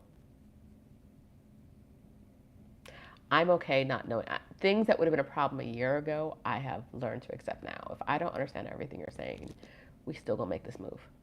I'm still walking through the tunnel with you. It's fine. I'll figure it out. It's fine. Listen, she didn't say that. She said, "Do not say a Spanish tour or English tour." We were on some tour the other day. Oh, I think I told you guys I bought a ticket to a museum, me and Adelia, Casa Luis Barragon, beautiful house by the architect Luis Barragon. I bought a ticket. On the website, it didn't say anything on the ticket options. Ended up at the Spanish tour. Only one person of the Spanish tour spoke Spanish, and they also spoke English. So the tour guide was like, "Y'all want it in Spanish or English?" Everybody's like, "Spanish." Everybody's like, "English, English, English." And I look at the Spanish guy, like, will you understand it in English? He's like, "Yeah." So I was like, "Okay, cool." So we do it in English.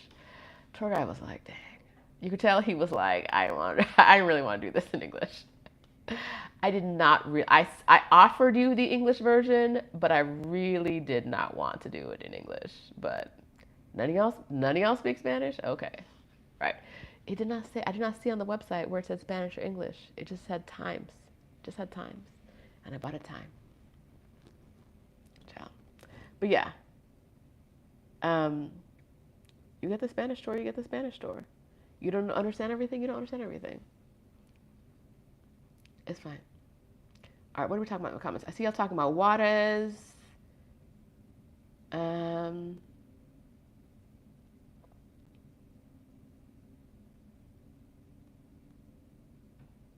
Okay, Nikki Kirst says, I want to immerse in the local culture. Biggest thing is that I don't want to feel like a colonizer. Brooklyn feels foreign to me. I don't want to do to the locals what has been done to my community. That's a struggle, right? Like anytime you move, anywhere you're going to leave an impact. But it's kind of like,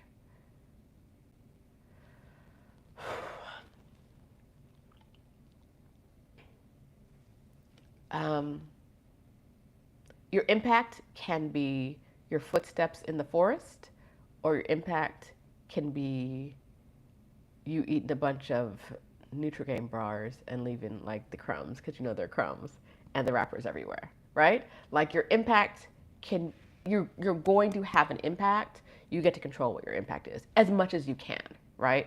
And so um, think about that. Think about what you're looking for and how you want to interact with your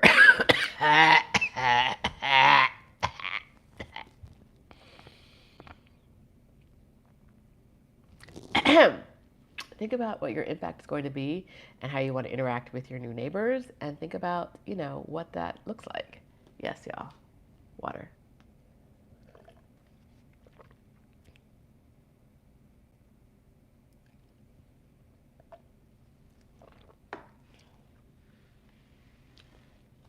Can we have a positive impact? I believe it's possible to have a positive impact, but impact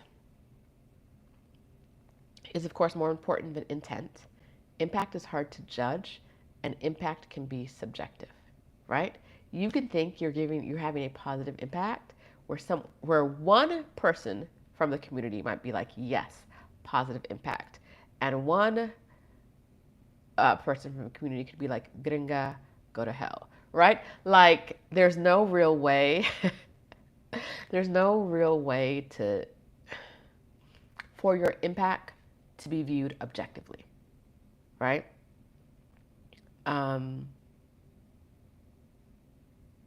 Some cities are having wild influxes of digital nomads and other foreigners, and so people are getting upset.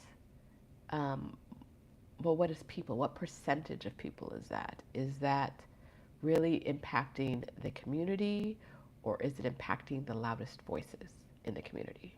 Like, what do these things mean?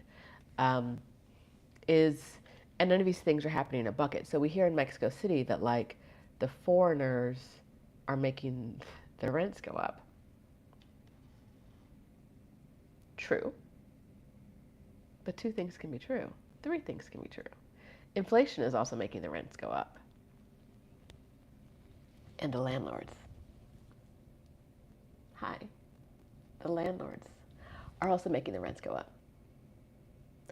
And some of those landlords are from foreign. And some of them are homegrown. My landlord raised my rent. It was negligible. It wasn't worth beefing over, right? Like, it was fine. But that wasn't was it because foreigners showed up? Was it because other landlords are raising the rent? She said it was basically, it was the price of everything is going up. We didn't really talk about it, but she was like, well, the like cost of everything is going up. I really like her.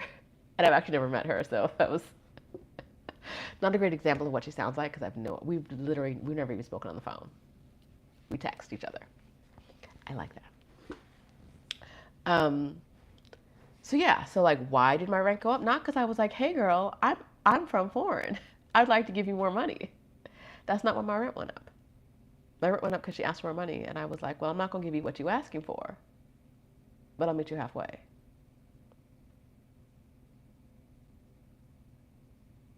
Okay, someone asked, we talked about the cons of renting, I feel like last week, of buying. It depends on the city. I live in Mexico City. My landlord, I'm supposed to be showing my apartment to someone on Wednesday. My landlord has been trying to sell this apartment for, I think, maybe 9 months now. 6, 9 months. I've lost track. I have lost track of how long she's been trying to sell it. I think buying it was really easy. Buying Mexico City is easy. Selling is harder. And so, do you want a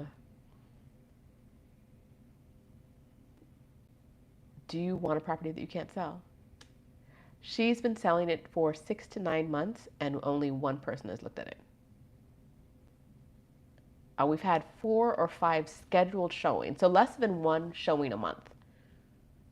Less than one showing a month, and most of the time, people call at the very last minute and say, I'm not coming. And they don't reschedule.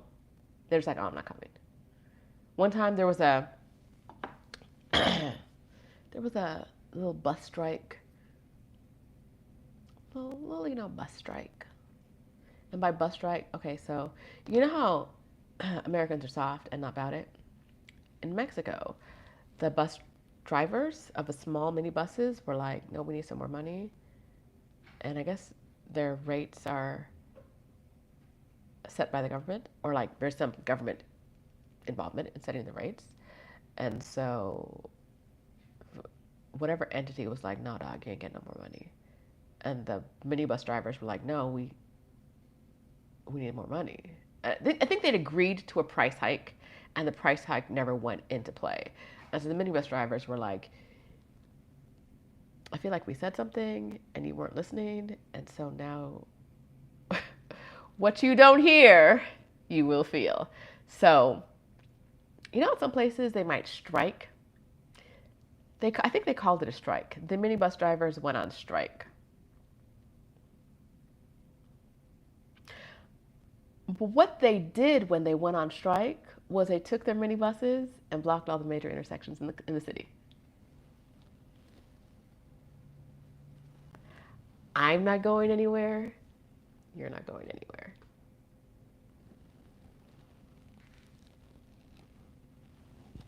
Hi.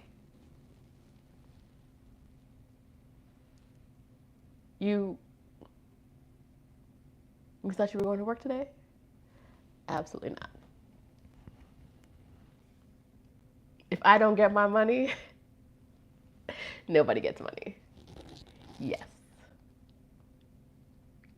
About it. And they told people in advance. Like it was in the papers, like FYI on Thursday, you should stay home. So anyhow, that was the last day we were supposed to have a showing, and they were like, no, we're not coming. Like on the day of, and I was like, well, I knew you weren't coming. Like I knew I wasn't leaving the house today, and so I knew y'all weren't leaving the house today. But okay. So it's always like day of, people are like, no, we're not coming to see the apartment. So it's less than one scheduled showing a month, and in the last 6 to 9 months, only actually one set of people have shown up. One actual showing in 6 to 9 months, which is why I'm like, y'all can buy property in the city if you want to, but how will you sell it? How? I don't know the pricing. I don't know. I can't compare it to anything in the market because I have not looked into that because that's not my business. And I don't want to buy property in the city, so I don't know anything about it. But yes, the minibus drivers, about it. How will you do business if I don't get 1 peso more a day, a ride? How will you do business? How? And when I say they shut, like, in a city of 22 million people, when you shut down the roads, and so the buses can't run, the public transportation is already a mess. The train, already a mess. How do people go anywhere? Now, that's only happened once in the years I've been there. It's not a normal thing. But they said, our money, please. You said we were going to get our money, and then you didn't give us our money. And what we want is our money.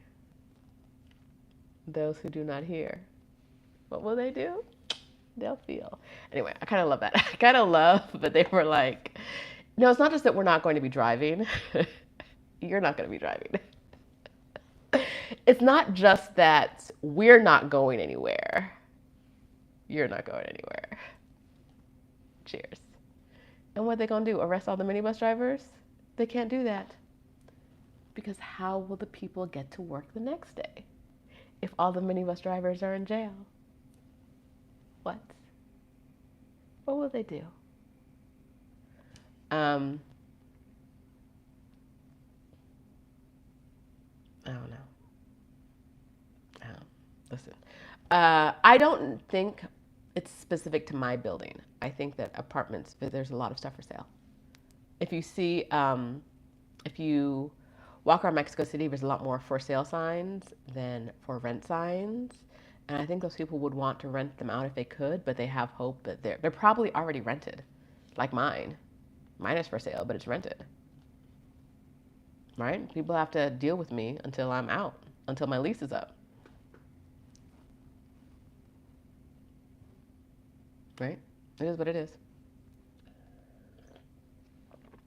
So a lot of the ones that you see for sale are probably also occupied. Because it's pretty easy to rent things here. It's just harder to sell them. Okay. Oh, doing this on my phone is so interesting because I can't see none of your old comments.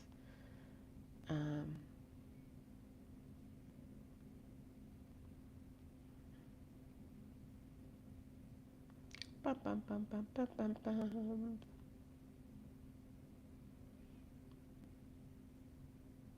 See, I'll talk about Morelia. I have never been there.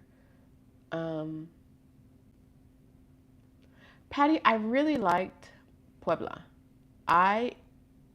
Puebla had some things that made me say like, there are very few towns in Mexico where I'm like, I could kind of see it. Puebla was one of those. So,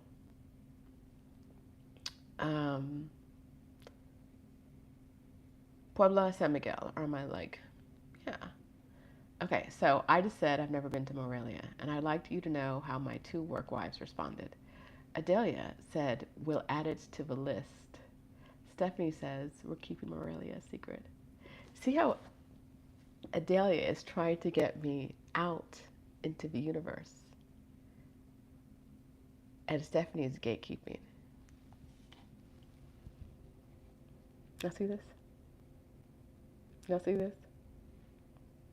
She thinks because she had a birthday and she's all pretty and stuff, and she can do whatever she wants. She's taking photo shoots on the beach and stuff. She's hoarding Morelia. She's gatekeeping Morelia and won't let other people go. Now that she's 48 and getting her life together.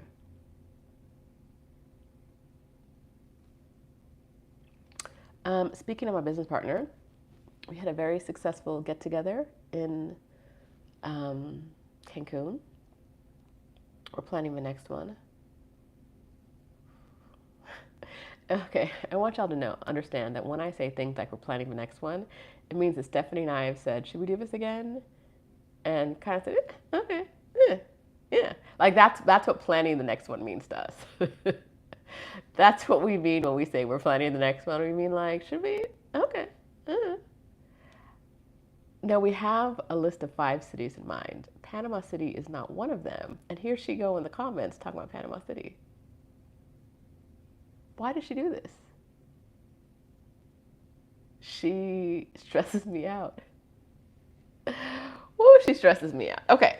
But we're also planning, bump, no surprise to a lot of you, I decided. Just reckless. She's so reckless. She knows I'm about to text her after this.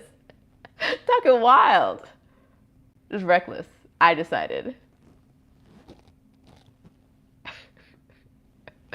But she also knows she could actually be like, we're doing this in Panama City, and I'd be like, okay, whatever. Like, you probably have a reason. Okay. Tell me the reason. Sure. Whatever. But she's just kidding. It's not Panama City. We have ideas. But Exodus Summit this fall. Exodus Summit this fall. Okay. It will be online again. It will be online. Exodus Summit version 3. This will be our 3rd year doing Exodus Summit. Yay. I see a lot of y'all talking about Costa Rica in the comments. Oh, hey, I think I'm going to Costa Rica beginning of August. My girly friend hit me up last night and said she's got a room for me in Costa Rica.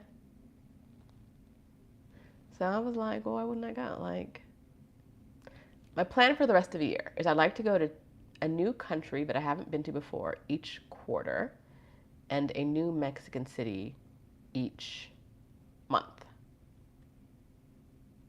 And I haven't been to Costa Rica. So I was like, why? Sounds like the perfect time to. It crosses one thing off my to-do list. One of the things, one of the very few drawbacks of living in Mexico City is that it's so awesome. I don't go to other places. Like, Adelia and I have been going to a bunch of different cities because we're making an actual effort to leave Mexico City. Otherwise, it's like, what neighborhood do you want to go to today, right? Like, you want to go do something new? What neighborhood should we see that we haven't been to in a while?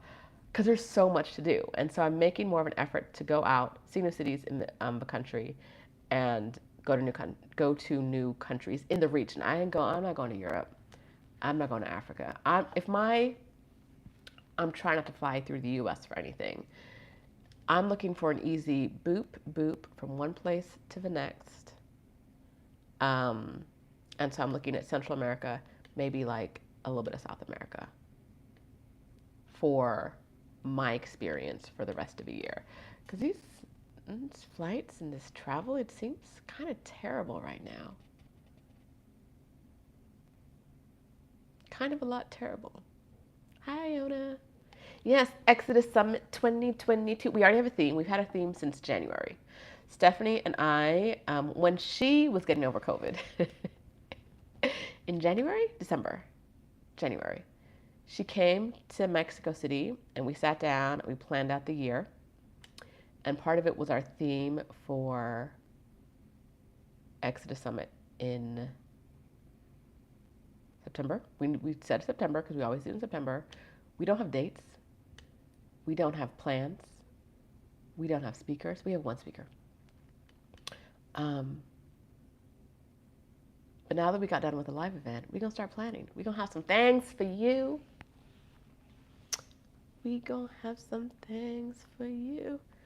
My mom, y'all, okay, I want you to see this comment. Herman Dow, I will be free in August. CR is always good for me. Okay, so the options that YouTube is giving me is to report, remove, put user in timeout, hide user on this channel. Which one of those should I do for this Herman Dow person? I feel like hide user on the channel is the one where they go to purgatory and you never see their comments and nobody else ever sees their comments. Yeah. Okay. Stephanie is so much better at this than I am. So she says, get on the Exodus newsletter, exodussummit.com. Yes. Okay. So we have a newsletter. If you want to know about Exodus Summit, exodussummit.com, get /newsletter. We also have, if you don't have our work from home toolkit, exodussummit.com/toolkit, a great way to get more information about working from home, about the tools you need to work from anywhere. It's not work from home, it's work from anywhere. Work from anywhere toolkit is exodussummit.com/toolkit. Patty says, sponsorship opportunities for a summit? Yes, girl. Yes. Yes. Yes. Call me.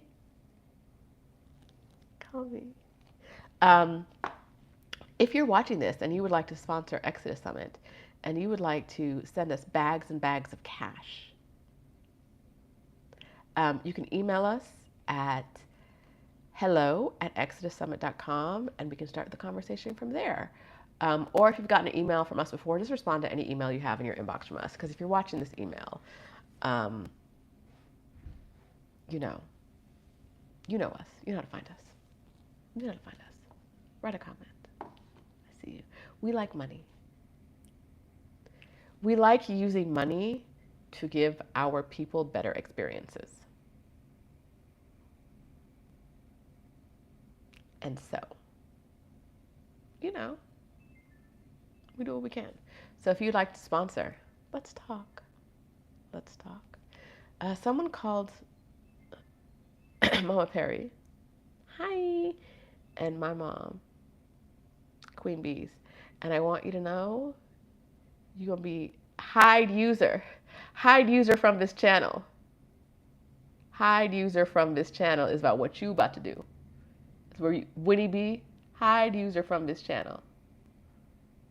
Because what's happening there?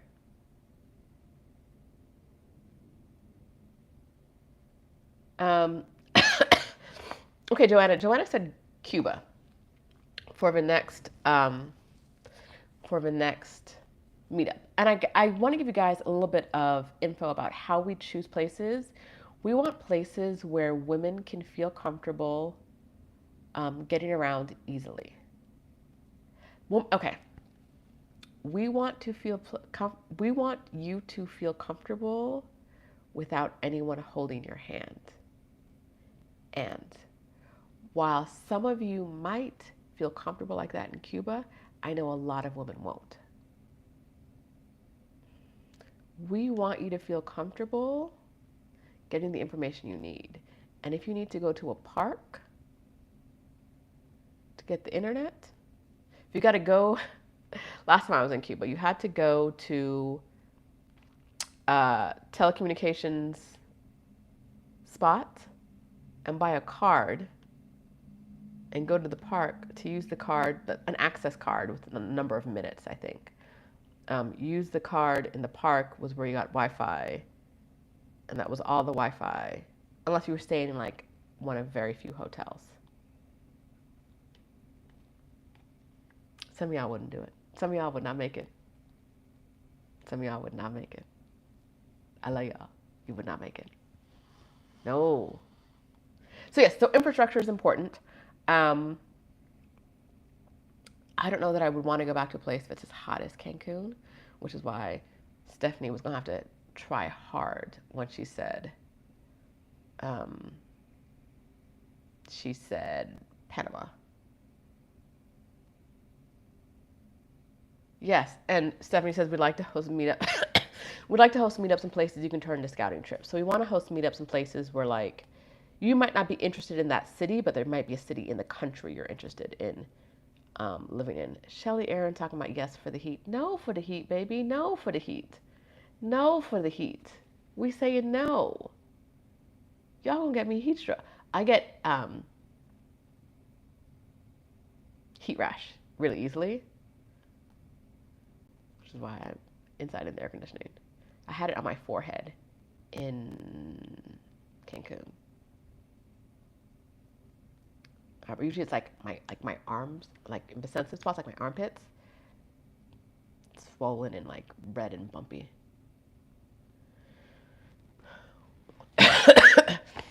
Okay. I hope you have early bird sign up surprises again. I was stupid and didn't get on the list last year. Okay, so last year, Stephanie Perry and Mama Connie Perry were in charge of mailing out our early bird surprises. That will not be happening again. Stephanie said, not on my watch. No. Mailing was probably the most difficult thing we've ever done. Mailing was literally, I'd be like, Stephanie, there's someone in the inbox who says, they didn't get the box. And she'd be like, I sent it to them 3 times.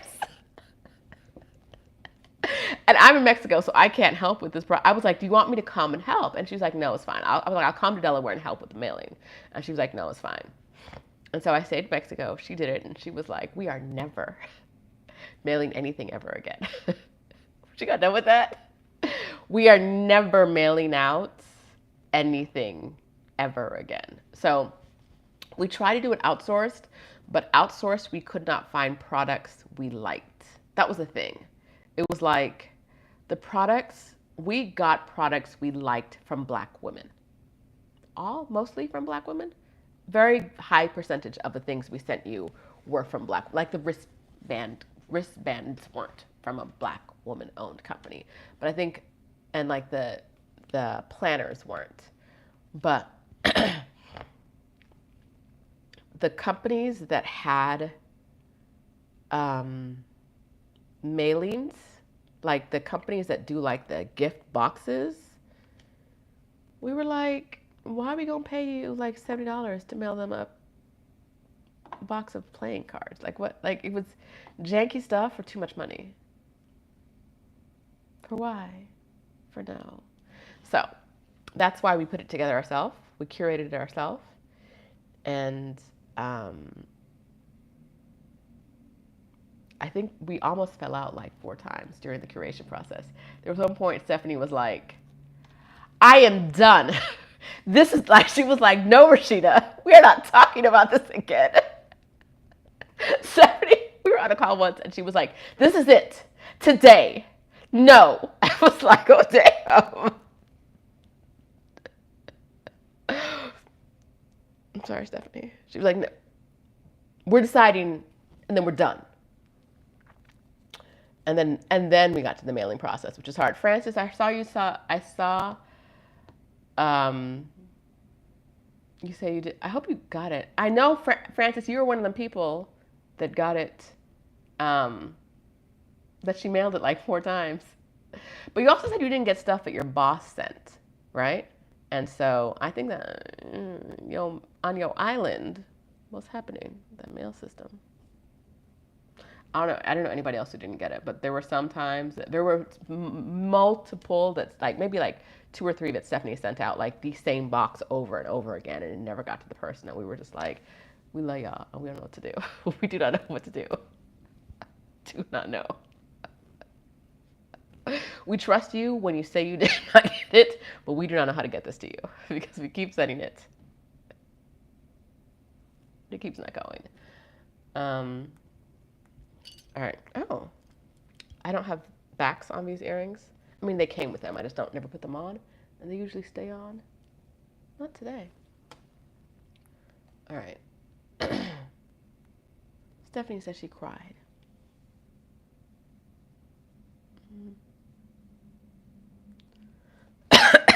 Yeah, Francis never got it. Sorry, girl. I wish I had an answer to tell you to make that. I'm gonna remember this, Francis. We don't talk about this. But yeah, so no. If there are any early bird surprises, they will not be things you get in the mail that are delivered by us. I don't think we're doing that again. It was Stephanie wanted to curate, like, you open the box and it's like, yes, this brings me so much joy. And I think it was like that for some people, and I think it was not for some other people because of the mail, but it was not worth the wear and tear on Stephanie Perry. I was there like, oh, this sounds terrible. Sounds, yikes. Ooh. Yes. The accountability groups ended up being fire. When I was in, Stephanie just said, when I was in Playa del Carmen, I met a group of women and they said they made their way to Playa, like I had dinner with 12 women maybe. Hi Tracy, Tracy was at that dinner. They said they made their way to Playa from the accountability group that they started at Exodus Summit last September. So in less than a year, all of those women made their way there, or most of them I think. Made their way there from the accountability group. Almost all the women in the accountability group had made it all the way to thingy. Tracy asked about the Playa accountability group. Tracy, I think Sandra was in charge of that, but I also think they closed enough A large enough portion of the women had already made it down, so I think she said they closed it down. But check with Sandra Jones. All right, so what locations are on the list? We're going to talk about it. We'll talk about it. But not now, because we need to figure it out first. Okay, Auntie Trey says, what you guys do sounds like so much fun. Exodus Summit would not exist if it was not for Stephanie Perry. Like, if I had to do it, I would be in tears.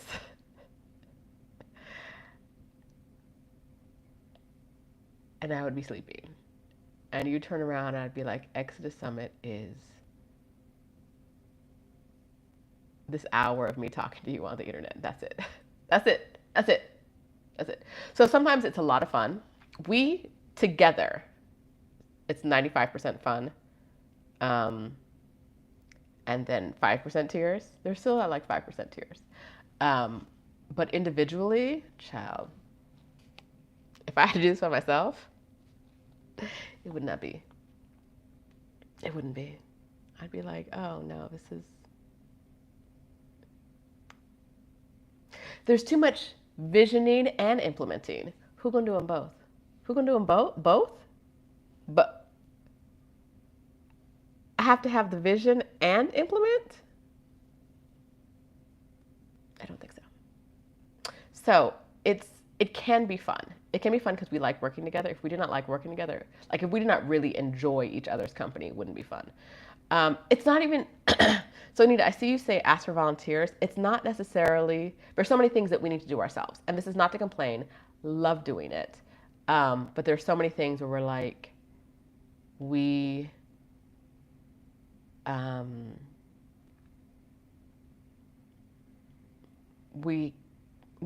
going to start outsourcing the things that we can outsource, but we want to, for a lot of things that we weren't able to outsource first. Also, we don't tend to ask for volunteers because we like paying Black women, right? We both, like, the reason Stephanie and I work so well together is that at our core, our belief system aligns on so many things. And one of them is like, we want to pay Black women. And so, every once in a while, I'll see conferences that are for profit. Asking for volunteers to do like major work. Like, we need a volunteer person to be in charge of all marketing. And you selling tickets for how much? Like, come on now. Woo! You out here. Different strokes for different folks. But we want to pay you. And so there may be like day of volunteers that we could use to help with certain things. But in general, if we are asking for your labor, it's going to be because we can pay you money for it. And our first year, we couldn't pay. We had no idea what was going to happen. None. And we got some sponsors. We had some money. We paid everybody. We paid people more. We paid all our speakers. And I think we paid people more than expected in some category. I don't remember what that was. Last year, they said, it's COVID. It's been COVID for 2 years. Leave us alone. We ain't got no money. COVID ain't going away. We ain't got no money. No money. We still paid our speakers. This year we'll pay our speakers. If we get you involved in some way, we want to pay you. And so we don't know what money looks like this year. So we're definitely not going to be, there aren't going to be large outlays before we know, but there's actually money coming in. But, yeah, there are some things that can be delegated, but like, neither Stephanie or I believe in like asking Black women to do work without paying them, and that's not going to change. It's just not, right? Like, you're tired, well, you could be napping, right? You could be our marketing manager for free. So some were like sponsorship coordinators for free, for free. We'll just kill ourselves doing the work, right? Like, literally saw one conference last year in generally the same space, and it was free. There were like 12 full-time positions they were looking for volunteers, and I was like,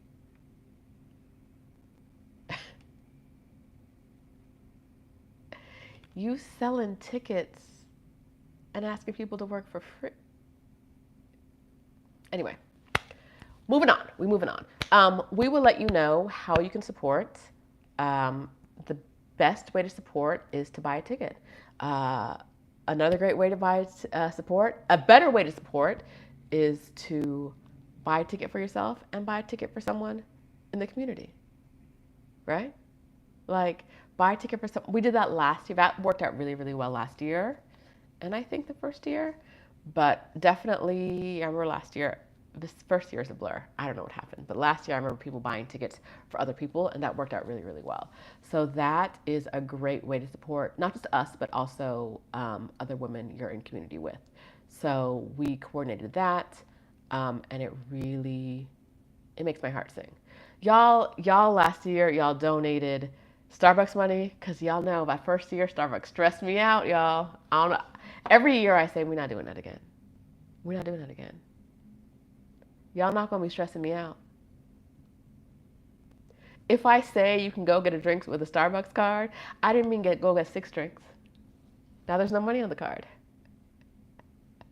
What are we doing? What's happening? What is this? I don't understand. Anywho.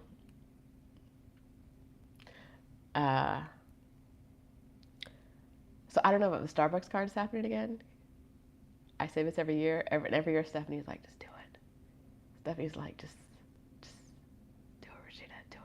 Do it. So maybe not. We'll see what happens. Definitely not getting nothing in the mail. We told you that. That's a boundary. We're not talking about this. That's another great thing about me and Stephanie. When we make a decision, it is what it is. Like, you shall not receive anything in the mail from Exodus Summit. Blessings. But our love. You can have some love.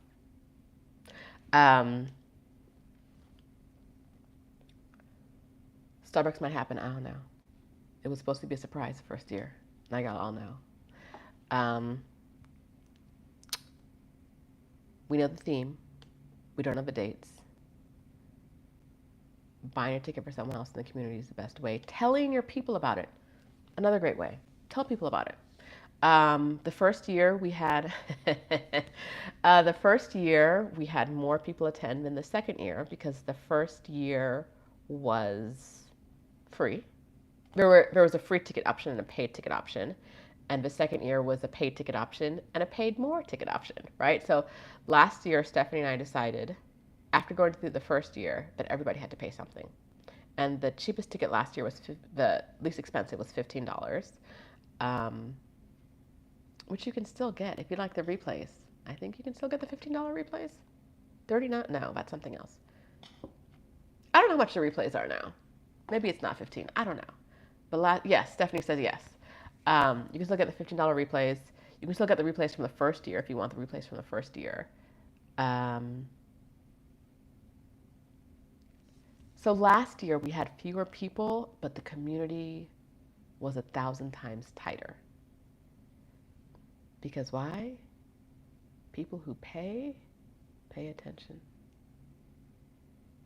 People who pay attention. And so last year, the women were engaged. They were in it.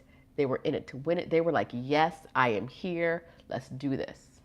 First year, people were in and out, in and out, in and out, and everything. I remember, I have a friend. I have a friend who was at the summit the first year. And then, like, when it was over, she said something about the Facebook group. And I said something about the actual content. And she was like, wait, if you guys were here for Exodus Summit 2020, you know we used the Hey Summit platform, and there were videos on the platform, and then there were things in the group. And she was like, wait, y'all had stuff on another platform? She's like, I only knew about the group and the stuff you did live in the Facebook group, and it was amazing. And I was like, no. Like 90%, 95% of the content was on a third-party platform. And like, that's what you could have gotten a free ticket to. And she was like, oh, I didn't know about any of that stuff. She was like, I thought it was an amazing event, and I didn't know about any of that stuff. And I was like, okay, so I could see how that would happen. But this year we buying tickets. We know what's going on, right? We're going to be probably, I don't know what platform we're going to use. We used Hey Summit the first year and Kajabi the second year. Not sure what we're going to do this year. Could be a third one, who knows? But it was a really good time the past 2 years. We're going to do it again. We're very excited about this year's theme. Would we ladies consider a special group session to answer questions for an option instead of mailing gifts? Yes. Every year we've done I don't want to say every year. I know the first year we did like smaller group sessions for people who paid, like I told you there was a free ticket our first year and a paid ticket. People who had the paid ticket had access to some smaller group sessions. We'll probably do some smaller group sessions again at a higher ticket price this year as well. But like I said, we've planned nothing. So besides the theme. And it's happening in September, and this is July. So for the next few weeks, months, Stephanie and I will be on the ball, figuring it out, doing stuff, making moves. And by doing stuff, I mean we're going to be like, so who's your list of speakers? Who's on my list of speakers? Yes. No. Yes. You do this half. You hit up this half. I hit up this half. Bye. And that's it.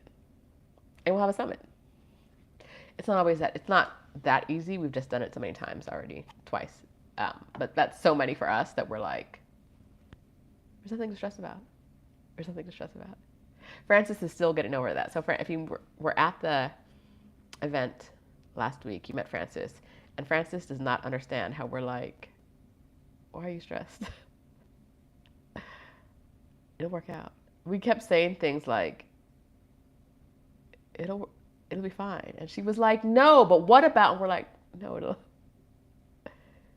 it'll be fine. And if it's not fine, they'll still be okay. Right? Like,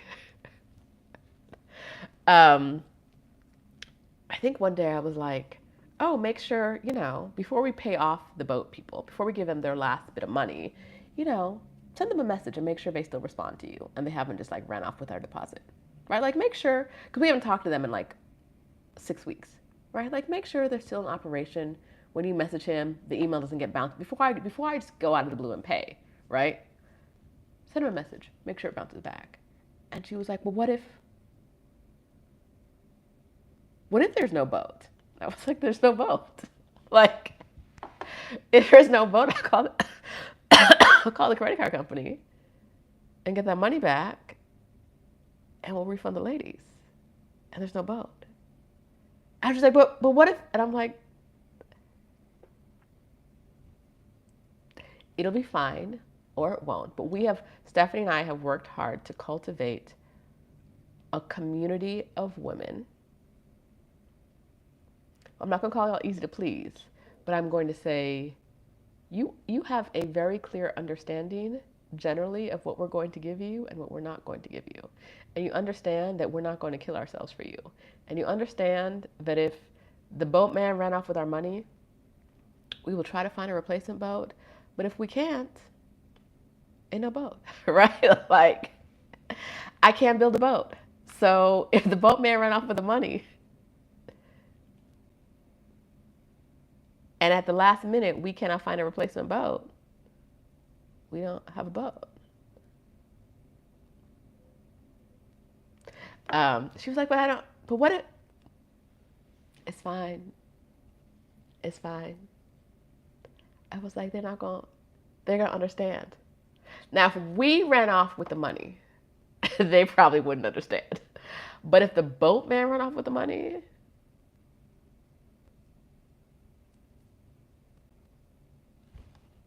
I can't, what could I do about that? What could I do about it? Right? Like, y'all know, we want to give you a lot, but we're not going to kill ourselves trying to do it. If I have to, like, kill myself, like, we work, I will not say this, Stephanie and I work very hard at times. We work very, very hard at times, but that's not our goal. Our goal is not to work hard. Our goal is to work smart. Our goal is to give you guys good experiences, right? Our goal is not to kill ourselves doing stuff. And so for the people who need perfection, Exodus Summit is not for you. If you need perfection, it's not for you. It's not. I'm not interested in perfection. She's not interested in perfection. I like things done well. She'll tell you that. I like things. If you saw me on the boat, woo! If you saw me on Friday, woo! Okay, so apologies. I gotta apologize to a bunch of y'all. Because when I get in the work zone, I am like, I am here to work. I need to get 3 things done, please. I need to get these things done, and I'll be right back. I said that so many times. I was like, I'll be right back. I'll be right back. I'll be right. But the things that didn't happen, and nobody noticed. Nobody noticed.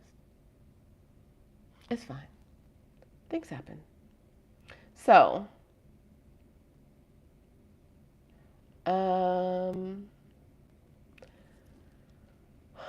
you know, perfection's not our brand. Community is always a goal.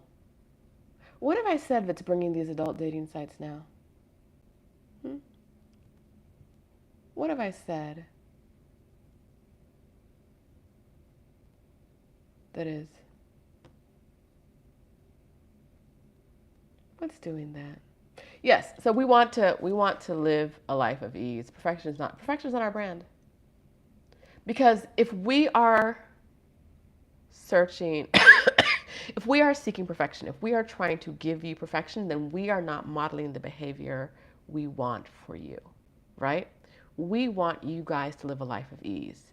We want you guys to know when enough is enough. And Stephanie checks me on that every once in a while, I'll be like, nah, girl, you don't need all that.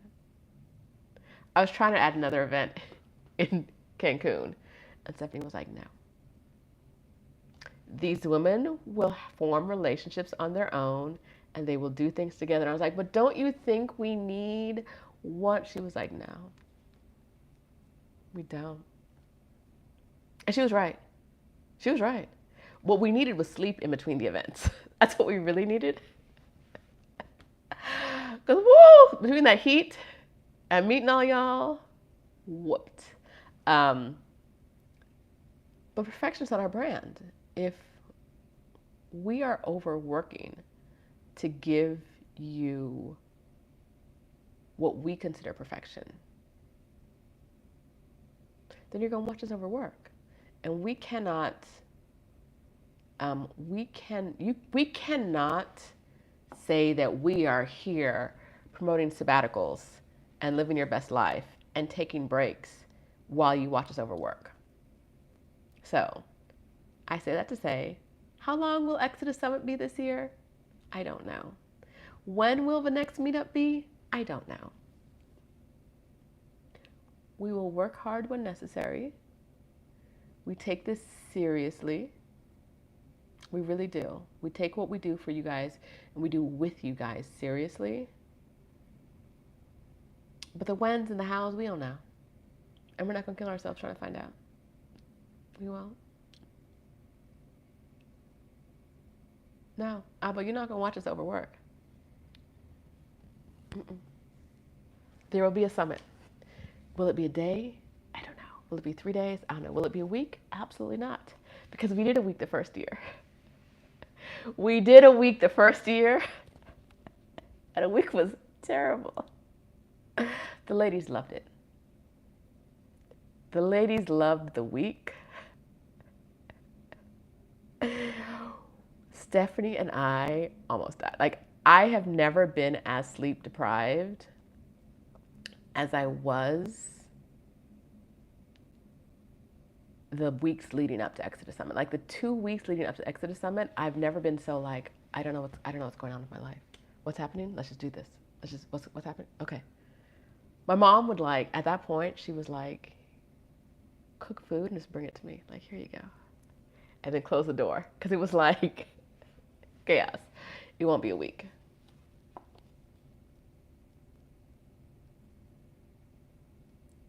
We've done that. It was great. There was lots of information. That information, as Stephanie says, that information is still available for you online for free.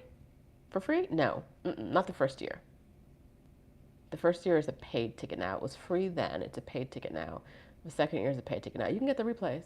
You can get both replays for under both years collectively. You have to buy them on different separate sites for on different platforms. You can buy them on separate sites, but collectively it's under $100 for 2 years of content.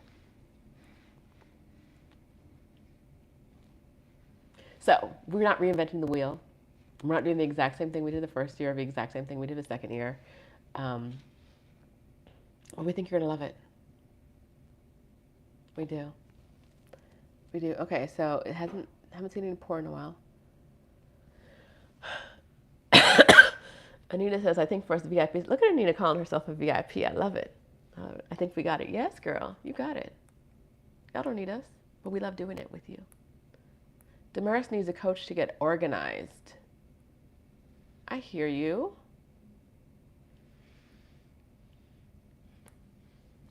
And I'm not that coach. Tosh Patterson helps people with decluttering, but I'm not sure what kind of organization you need. Okay.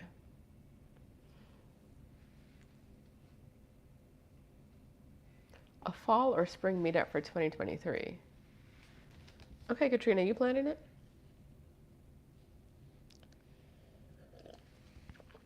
Are you?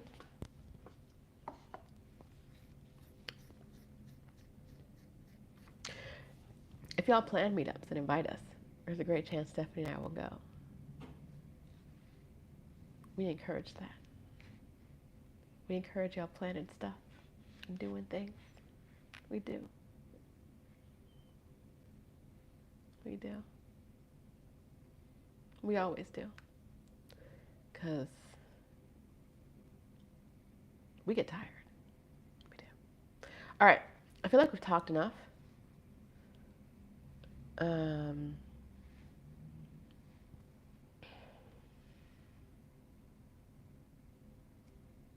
Look at Stephanie mentioned. I don't have my board that Adelia made me buy from IKEA behind me today, but pretend there's a sign here that says from burnouttobliss.co. And that is the name of my course. That's the website for my course that helps you plan your move abroad, plan your career break, from burnouttobliss.co. I would type it, but I'm on the phone, and y'all know I can't type. It'd just be fingers, jibbity jabbity. You don't want that. From burnouttobliss.co. Come hang out with me.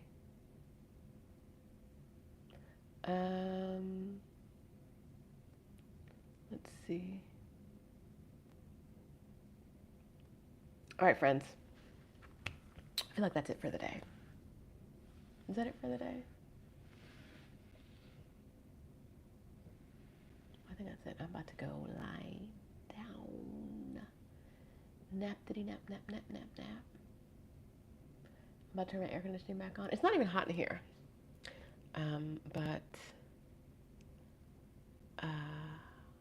Oh, no, I can talk about that. Oh, if you went to Cancun and you're in the confirmed ticket holders group, Stephanie and I are going live in the confirmed ticket holders group tomorrow at 4:30 Eastern time, 4:30 p.m. Eastern time, live in the group. So come hang out with us and we'll be there. And maybe I'll be breathing like a regular person then. Maybe I won't. We'll see what happens. We shall see. Life is a mystery, right? Right. Okay. Thanks for hanging out with me. This was 2.5 hours. In the Exodus Summit group. She knows things, I don't know things. Not in the confirmed ticket holders group, but in the Exodus Summit group. In the regular big Exodus Summit group, we're going live in there on Monday at 4:30 p.m. Sorry for the misinformation. I believe the group choice was actually my idea, and I still don't know what's going on. I still don't know. Yes, the Exodus Summit group is on Facebook. If you go to exodussummit.com/community, you can find Exodus Summit. It is only for Black women. If you identify as a woman, and physically, we can tell you're Black. If you do not present as a Black woman, how will we know? If your pronouns are Kurt and he, I laugh because I posted in the group this weekend about not inviting men to the group, and now there's someone there's someone named Kurt with a bald head who someone invited to the group after I made that post. And I'm like, do y'all not think I'm serious? Did you not see? It's very possible you did not see the post. It's very possible. But in the past 90 days, you have not made a comment in the group. You have not liked anything in the group. You have not made a post in the group. You have not done interacted with anybody in the group. And you invite Kurt? Girl, you want to get booted out of here. You must want to get booted out of here. No Kurts. No Karens. No Kurts and no Karens. Okay. ExodusSummit.com/community to join the Facebook group. Probably trying to get Kurt a wife. Yes. No, Kurt. Move on. Bald-headed ass Kurt. I said, how? I just said don't invite men, and here you go inviting a man. A man. Okay. ExodusSummit.com/community to join the Facebook group. As long as you're not a Kurt or a Karen. Or, listen, you must be a Black woman. If you do not identify as a Black woman, in a negotiation. All right. ExodusSummit.com/toolkit to get our work from anywhere toolkit. Okay, they call me Corporate Diva. My request is still pending in Exodus Summit group. Then you don't have, either you requested in like the last few days, we've been out of town trying to get stuff together, or you don't have a photo. If you don't have a photo, we don't know who you are. And we can't tell that you're a Black woman. You have to give us, or you have to, okay, back this up. A lot of Black women on the internet, for a variety of all very valid reasons, have their Facebook account locked down.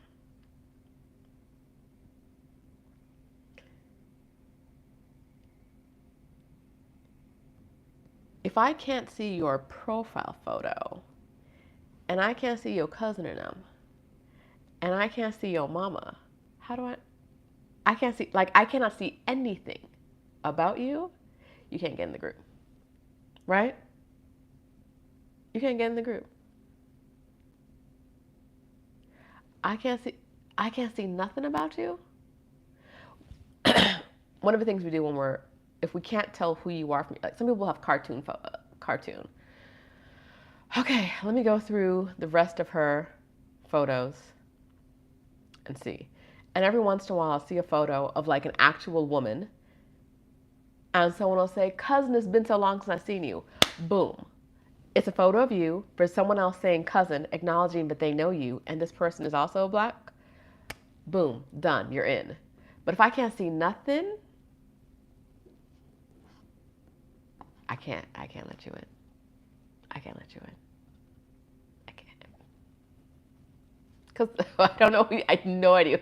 And there's so many women who show up like this. And this is not a knock on you. I understand why you want your privacy, but we also need to protect the space. And so if we cannot tell that you are a black woman who associates with black women, right?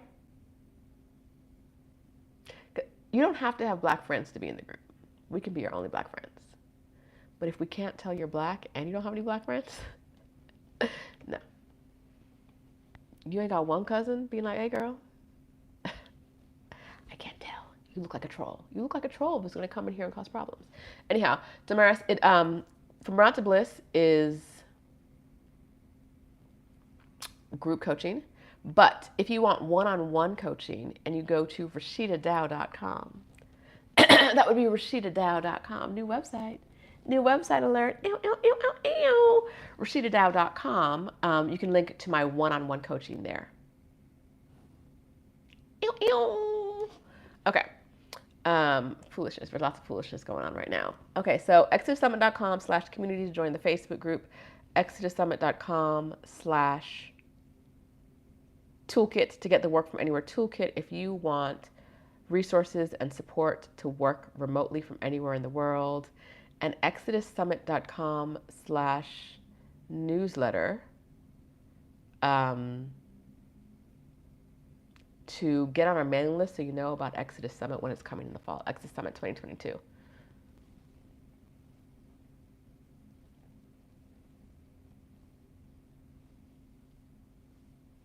I'm very excited. 2022. 2022. I'm delirious. Friends, I need to go. I need to go lay it down. But very excited. From burnouttobliss.co if you want help moving abroad or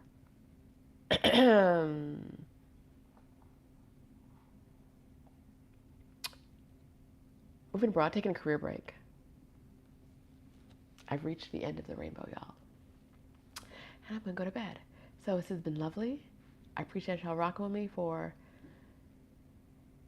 2 hours and 37 minutes. 38. Give it a thumbs up. Give it a thumbs down. Give it a thumb. I ask you, I request from deep in my soul, I request that when you come and you watch a video, you give it a thumb. Thumb it up, thumb it down. Tell me that you felt something.